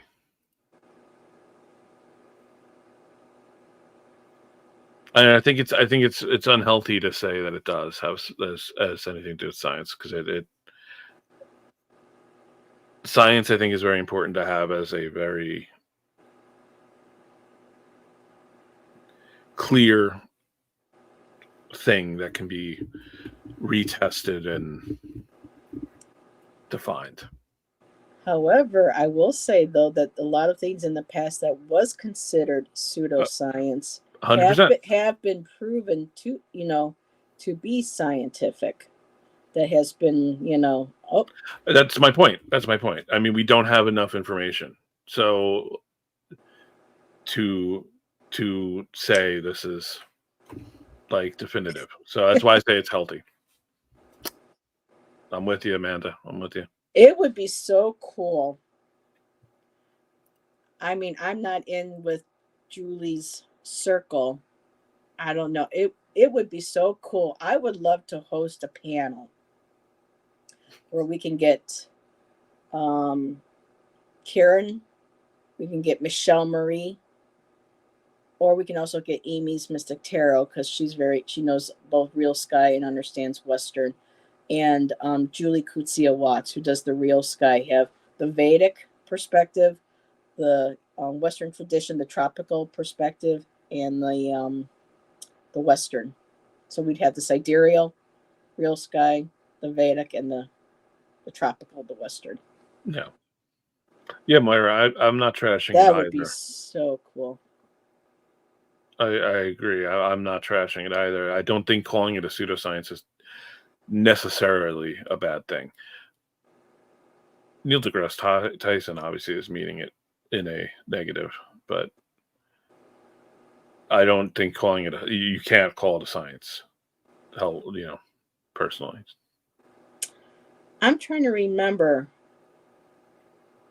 who was the band from the 80s? Pseudo. They remade Funky Town. And it came out in the 80s. Funky Town.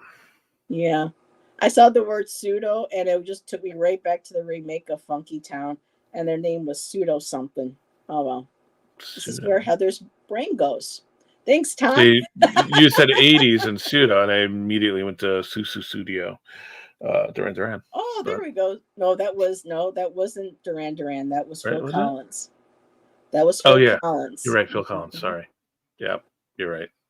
But I wouldn't call it a pseudoscience either, Myra said. Amanda says, I have way too much to say. No, this is fun. This is why we like our chatters. We came in here with no idea what to talk about. And now you guys are giving us plenty. They found a new crystal from an underground ocean that absorbs water. Then how does the ocean exist around it? Well, because I know.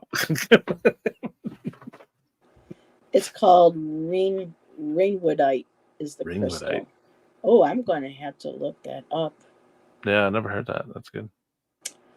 Very cool. But, so we'll have to have Karen join us on a Saturday to You just want talk Karen about. to yell at me.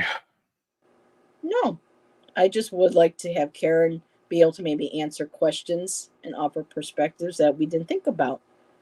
Because Yeah, when I we had, mean, because when Jeff would join us, we all had sometimes we had different perspectives, and then Gerald joined us that one night and brought a different perspective. So it's nice when you have multiple perspectives instead of mhm. someone's. And some people in the community, not necessarily the ones closest with ours, but that are still part of that say, nope, this is what I channeled, this is what the guides say, this is what this, and it's just kind of like, but there's like no way of like any other possible way of looking at something or thinking about.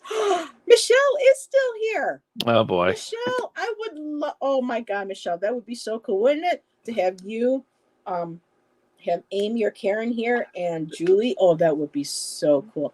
Thanks for the shout out, Heather. Jatoyish translates to the science of light in India, and I have a 4-year degree. I promise you all, there's a I ton did. of math and science involved. It's I'm not insane. arguing that there's a ton of math and science involved in it. See, I I 100% conjured agree. Michelle. Yeah. Now Michelle's going to be mad at me. Oh No, boy. no, she's like the rest of us. We all have different I think, perspectives, and yeah, but it's and all. she I think studied it's it. very healthy to 4-year separate degree. that. Yeah. That I have a 44-year degree in photography that I don't use. But I actually don't have a degree. I never finished. But Yeah, and I can't do math. I was never good at math. I found math, science interesting, but I just couldn't. math, I'm fine with. I'm good with math. You got to think of it as a language, and then it starts to click. Wow, welcome. Did you buy anything good at the store? Oh, Michelle, were you at the store? I didn't see you when you had left. And hey, Kaylee, up late finishing some knitting. Ooh, I want to get back into knitting when I get to Oregon. I want to start knitting some blankets. I could never pick up knitting. It's so hard. I tried. No, and knitting? No, crocheting.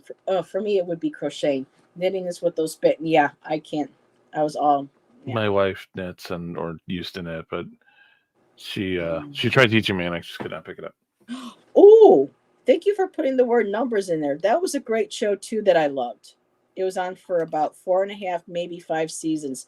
The show's Yeah, called Numbers, and it was Bernard from the Santa Claus, along with Rob Murrow from Northern Exposure, yeah, and oh my God, Peter McNichol, yeah, right, yeah. and that was amazing. Oh, and Judd Hirsch was Judd dad, Hirsch. Yep. and it was so cool because they showed how this kid's brain could figure out and help FBI investigations using math and science to kind of configure what someone's next move was going to be or target. It was a fascinating show. I loved it. That's something that I would like to get on DVD once we get settled in. That was a great show.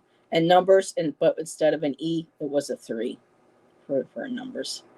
Um, Lie to Me was nice. See, this is it, the good shows that get canceled early.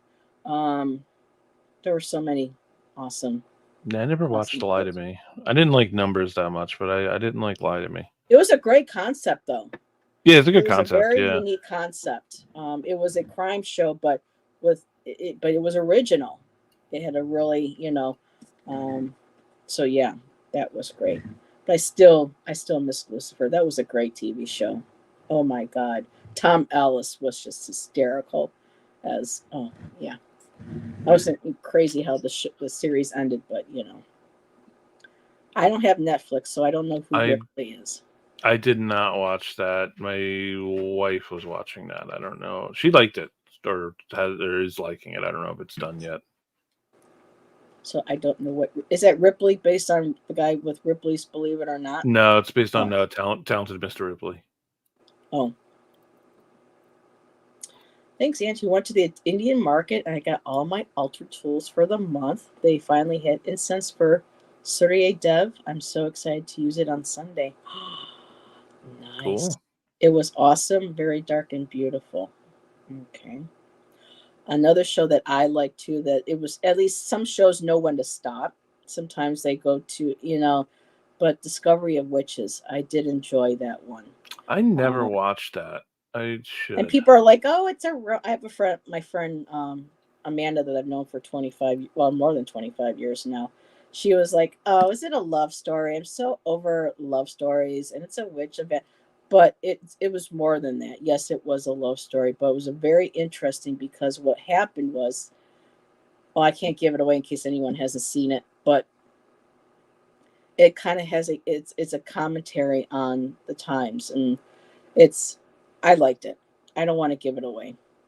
There's books that were originally were books written, but then they did it into a TV show, and yeah, there's it's a romance, but it's more than just Yeah. a romance. So I do want to watch Chaos. I do want to see that.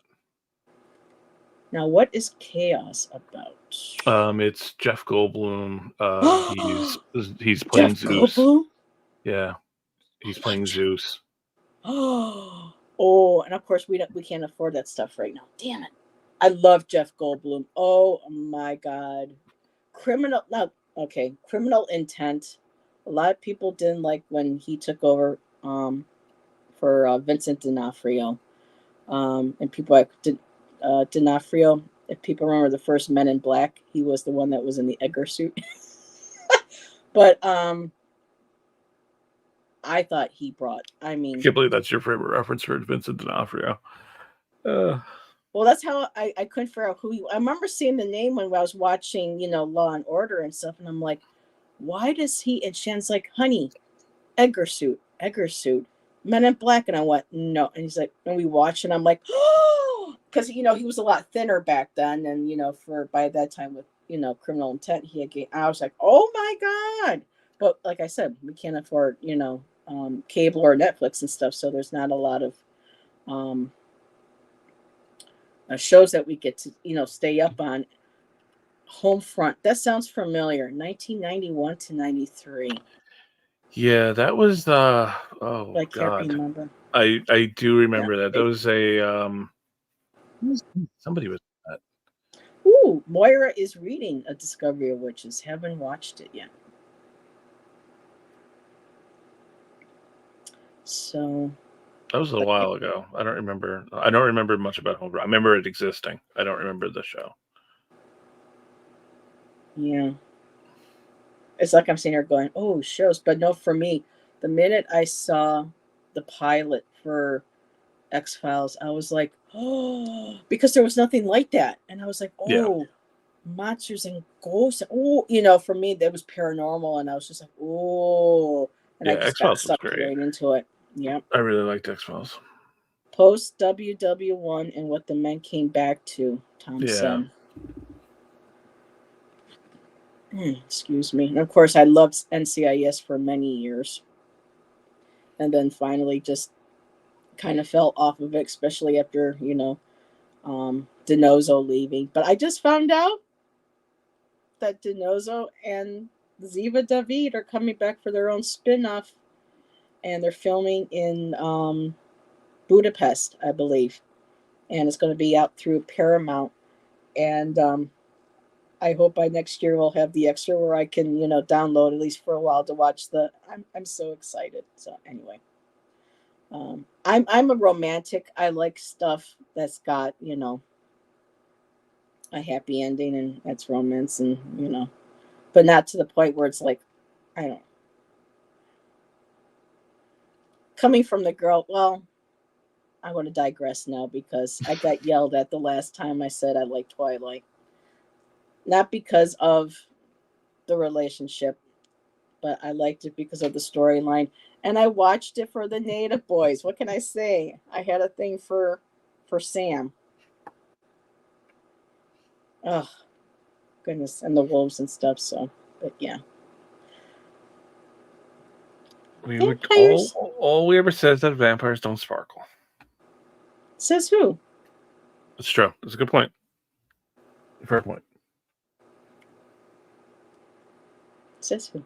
But yeah, I mean, I was able to at least watch. I mean, compared to Shan's Underworld, where I can't even stand and watch it because there's just blood and things being. Oh my god! I'm like, nope, that's okay. I was Team Carlisle, 100%. Who's Team Carlisle? Oh, okay, the Carlisle family. Duh. Oh yeah, the father. I don't know who that is. Shan liked Alice. He thought she was a hottie. So you did, Michelle. I love the episode so much. I named my Chihuahua Familiar Fox Mulder. Oh my god, I love that. Oh, speaking of, the other day when Ramon had Lisa Pepez on, I was watching and I'm like, who does Lisa Pepez remind me of? I've seen the red hair. I'm like, oh my god, it's Scully.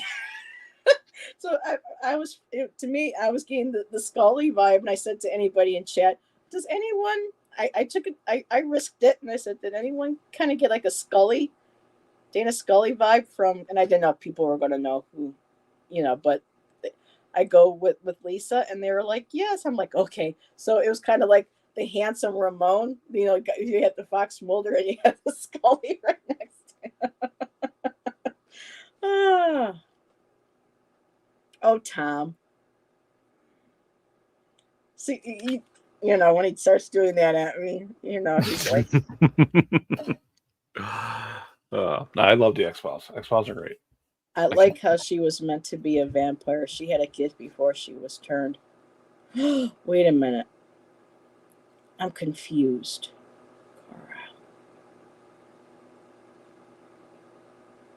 I don't know who we're talking about now. Was that the Underworld? Or was that no, I'm assuming it's Twilight, but I don't know. Who's Carl? I know the father's name was Carl, wasn't it? The Cullen household. Yes, she does have that vibe. Thank you. And it was like, hey, Mulder and Scully on the screen. No spoilers, people. Uh-oh. Okay. About which thing? The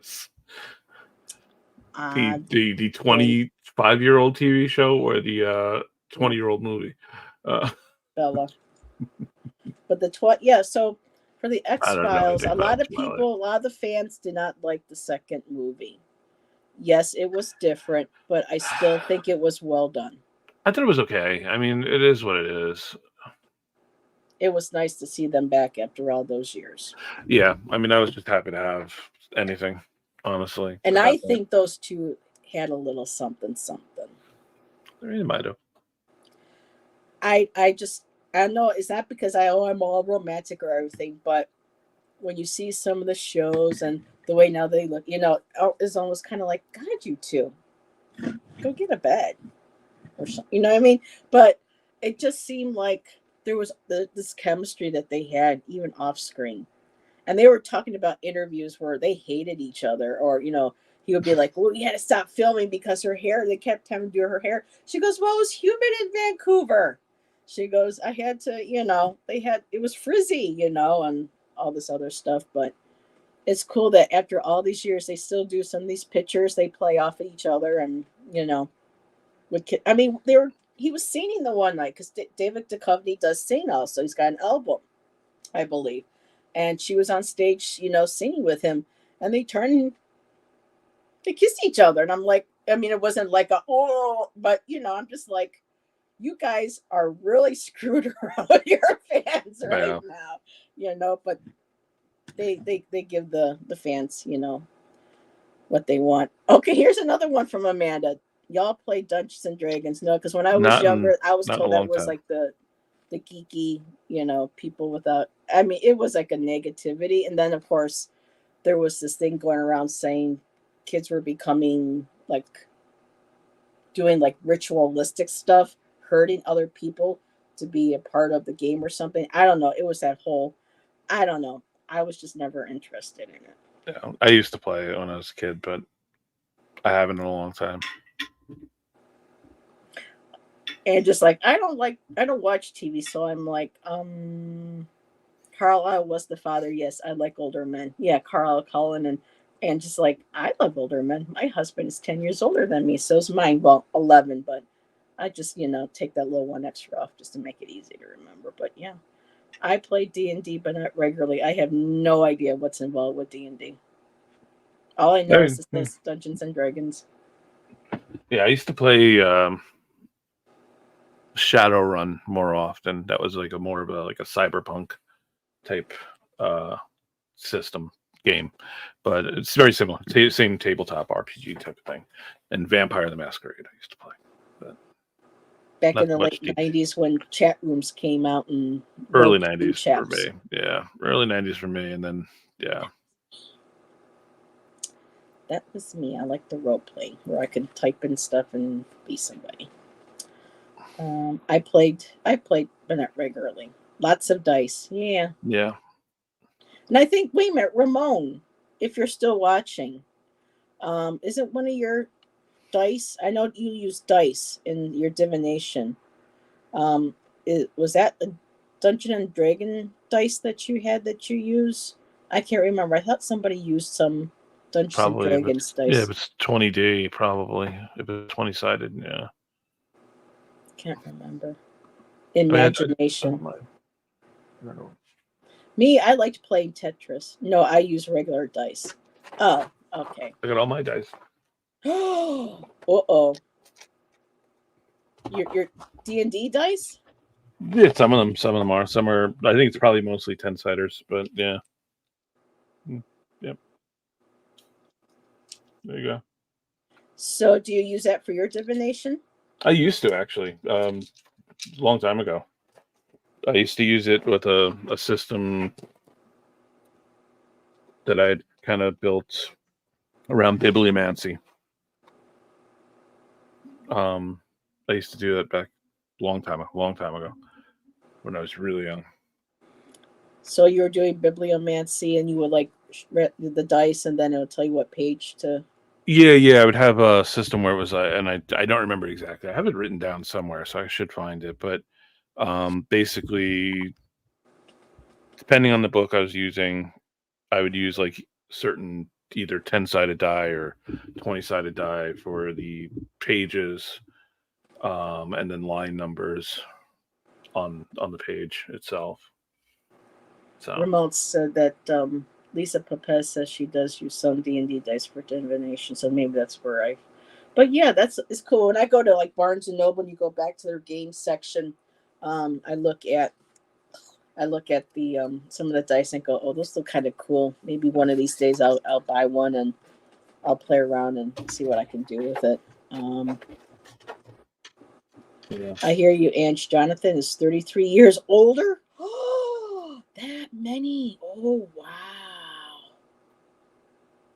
Girl, talk about being connected past life. Wow. So 4-sided die. Let me see. Yeah, so, cool. Yeah, these are old. So I've had these forever. And a bunch of 6-sided die in here, 15 years. Yeah, a bunch of different ones. I saw them. I'm sorry. I thought you were just putting that back. I didn't know you were pulling more out. I'm sorry. No, it's fine. I didn't realize how much I have. You know what people have been talking about that I would love to get again? They're talking about marbles. And I remember as a kid, I would love just looking at almost like now I can see because I love crystals so much. I love playing with marbles. And that would be something cool to use for divination. And I'm probably sure, Ange, that you've got some dice or marbles or things like that in your trinket bowl. She's got like a big ass bowl, like holy crap. And Ramon says, I do dice and bibliomancy together too, Tom. We definitely have to chat again. Yeah, I always liked I was very much into the idea of randomness when I was young and chaos theory and blah, blah, blah. So to me, dice brought that really random element into it. So, you choose, sometimes I would even use dice to choose the book that I would use. So, Ramon, I think Tom would be a great candidate for In Orbit. We could talk about how Lady Frida Harris was a better artist.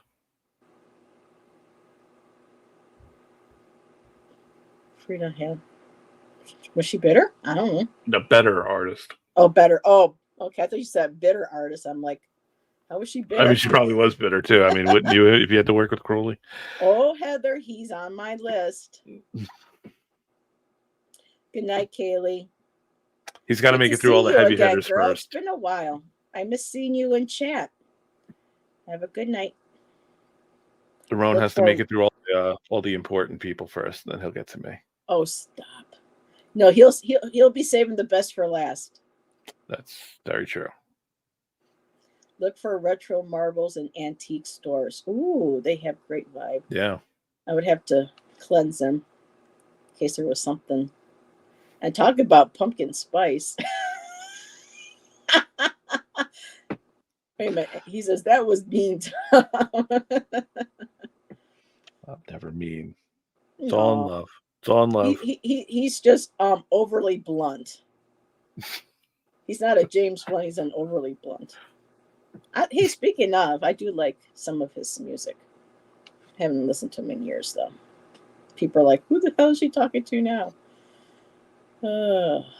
Always got to go back to music. It's always got to have music. Well, it's such a big part of my life, you know. Yeah, mine too. I get it. Believe me, I get it. I'm all the time referencing songs and things. And everyone here knows me during my shows. I can't.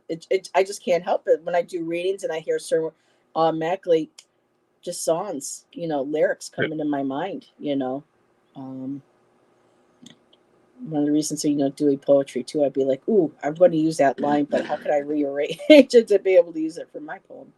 But I mean, based on the dice. Sorry, yeah, I love the dice stuff too. Yeah, based on what Ramon has said, a lot of I think Ramon and I share a lot of similar ideas. Oh yeah, they're between those two. Now, for me, I love tarot. I enjoy it, the art, but you know, for me, for it to be like a life passion where that's really Ramon and Tom. You know, they like sink their teeth into it, and you know, Beth too. I don't think Beth is still here. Yeah, I think she left. Yeah. But those who have been in with it more, that really just know the ins and outs. For me, it's all about the energy and the artwork and being able to do, you know, good. But for like Ramona and Tom, it's just like it's that knowledge, and I feel like it's again kind of like that past life, kind of where you come from a lifetime where, you know, knowledge was so important, especially the mystical, the you know, the woo woo back in the day. You know, like I had the vision of Tom almost looking exactly like that, bending over, transcribing something, scribing with that hat on, you know, this kind of hat, and I could see Ramon in a temple or pyramid, and I can see not clearly, but the hieroglyphics, and this is when they were like almost freshly painted, and the vibrancy and all the colors were there, and I could see like the writing as well too and stuff. So I think people who are just so very deeply ingrained and involved with divination and stuff have had very interesting past lives, or just an interesting current life.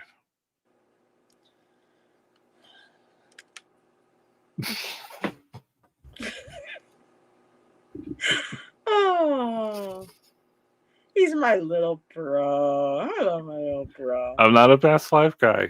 What can I tell you? You know, if he didn't disagree with me or say that, then I would be worried. So, does everyone in your have curly hair, Heather?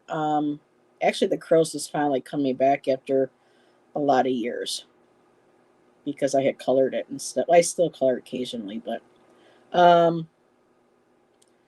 I don't have many people left in my family. That, you know, just me and my sister from my immediate family. My cousins, my auntie side, they have long, beautiful hair, but it's, you know, typically straight, sleek. You know, wow.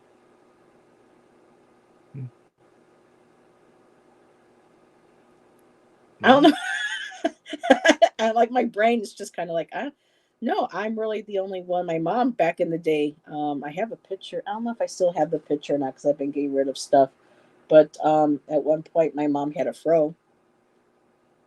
I tried doing a perm once when I was younger just to get the real curl. Because back in the 80s, come on, you know, I mean, I wanted, the Madonna hair. I wanted the 80s girls' hair with all the curls, the ringlets. And mine were always was wavy, but I could never get so yeah.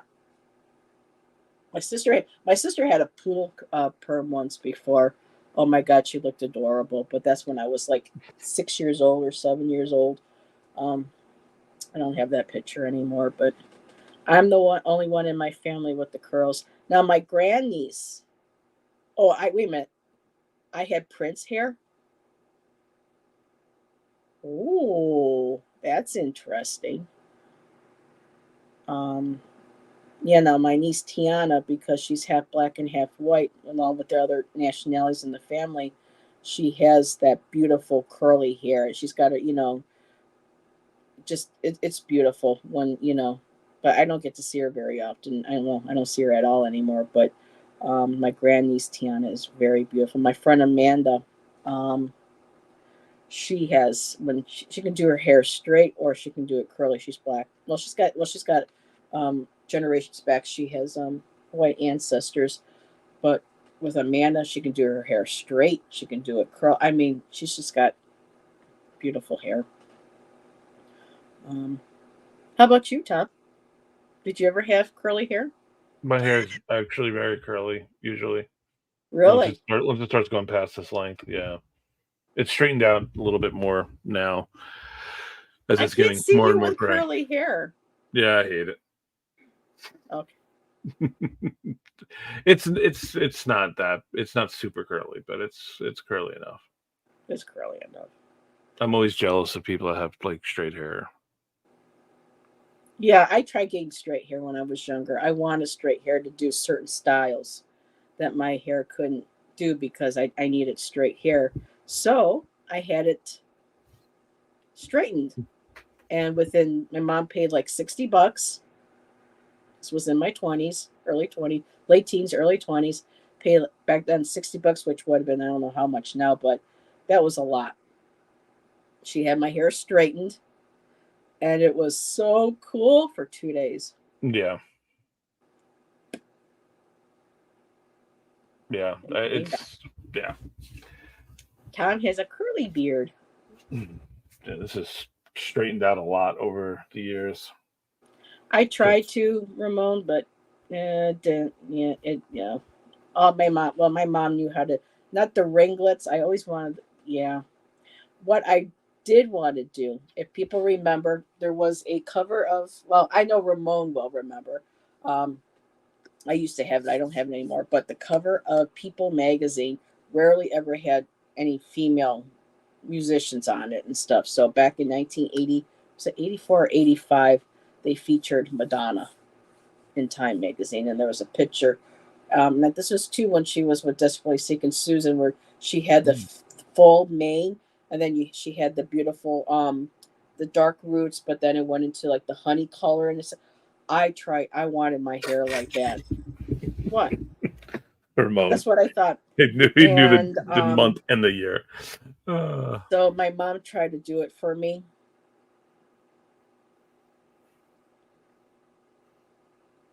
Not good My enough. hair frizzed out.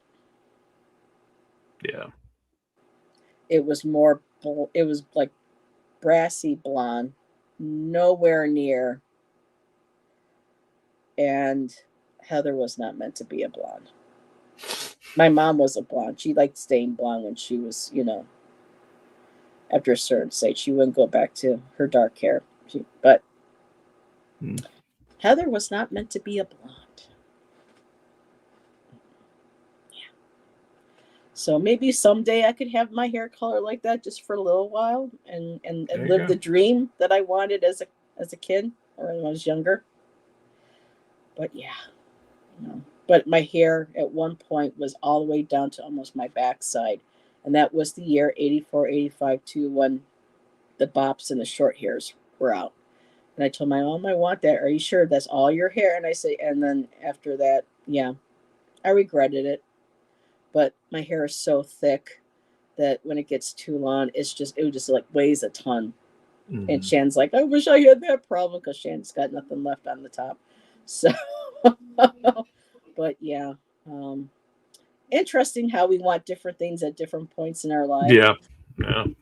And then, other people want that. And then, yeah, one of those kind of watch what you wish for kind of thing, But yeah, I wish I could color my hair, but I can't afford it. Anywho, how do we go to that? So it is 12:16. It is time. Getting tired. We appreciate, and I haven't even taken my night meds yet, so I'm going to have to grab something. I think Shan finally went to bed. Swimming can be dangerous with long, thick hair.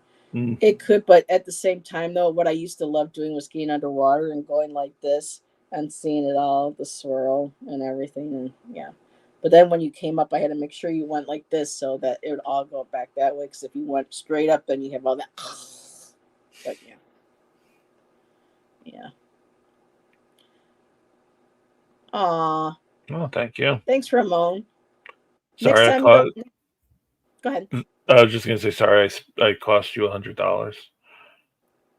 Oh, believe me, he'll be like, "Oh, I know, I gotta have that. I gotta have that. I gotta have that." He goes, "I'll just work a couple extra hours overtime, right, Ramon?" There you go.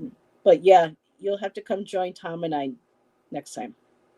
Yeah, and I forgot even what we were going to talk about because you were talking about something. Well, he got that the box with the tarot, and he was going to bring the different types of RWS. That's right. And then from there, they'll probably last about 15 minutes, and then we'll start pulling decks, and he'll go, "Let me grab this deck." And that's fun. I love talking about decks and seeing different art. Yes, Tom is totally unexpected. Mm-hmm. I surprise you every now and then. You didn't even see my other really surprising deck that is so out of my. But the Heartwood. There's the one that I showed earlier, the Heartwood. Oh yeah, you missed out on that, Ramon. You snooze, you lose. Actually, Ramon might like the other ones too. The Daniel Martin Diaz. Love these chats. Sorry, I missed the first 2 hours. Hey, we'll be back. And it's always available for replay. What? It's always there for replay. Oh, yeah. I can't watch replays. I cringe when I hear myself. I don't watch anything back. Dice and bibliomancy. All right. Yes. Yeah, that we need to talk about. I'll have to remember. I have writings about how my system somewhere I have to find that I had written years ago for a website a long time ago, and I never posted them, but I need to go and remember exactly what I used to do because I don't remember. Yeah, I don't remember shit these days. Yeah. Age does that to you. Yes, it does. And menopause. Yeah. That doesn't affect men go through it too, but just little we got to deal with it our own ways. Yeah. So, all right, Tom, it was fun. It was fun. And thank you, everybody, for having fun with Tom and I. And it's so nice, not the pressure of having I enjoy pulling cards and readings, but sometimes it's just nice to sit back with a few friends and just chit chat and have laughs and, Yeah, maybe next time we'll pull some cards. Maybe. You have to stay tuned. Make sure to subscribe to Tom's channel, mine, and we'll try to maybe put this ahead of time a little bit sooner so that people know that we're going to be doing it. So. Yeah, this was a little bit thrown together at the last minute. But sometimes those are the most fun too. So keeps people on their toes. All right. Yes. Good night. Good night, everybody. Have a great rest of your weekend.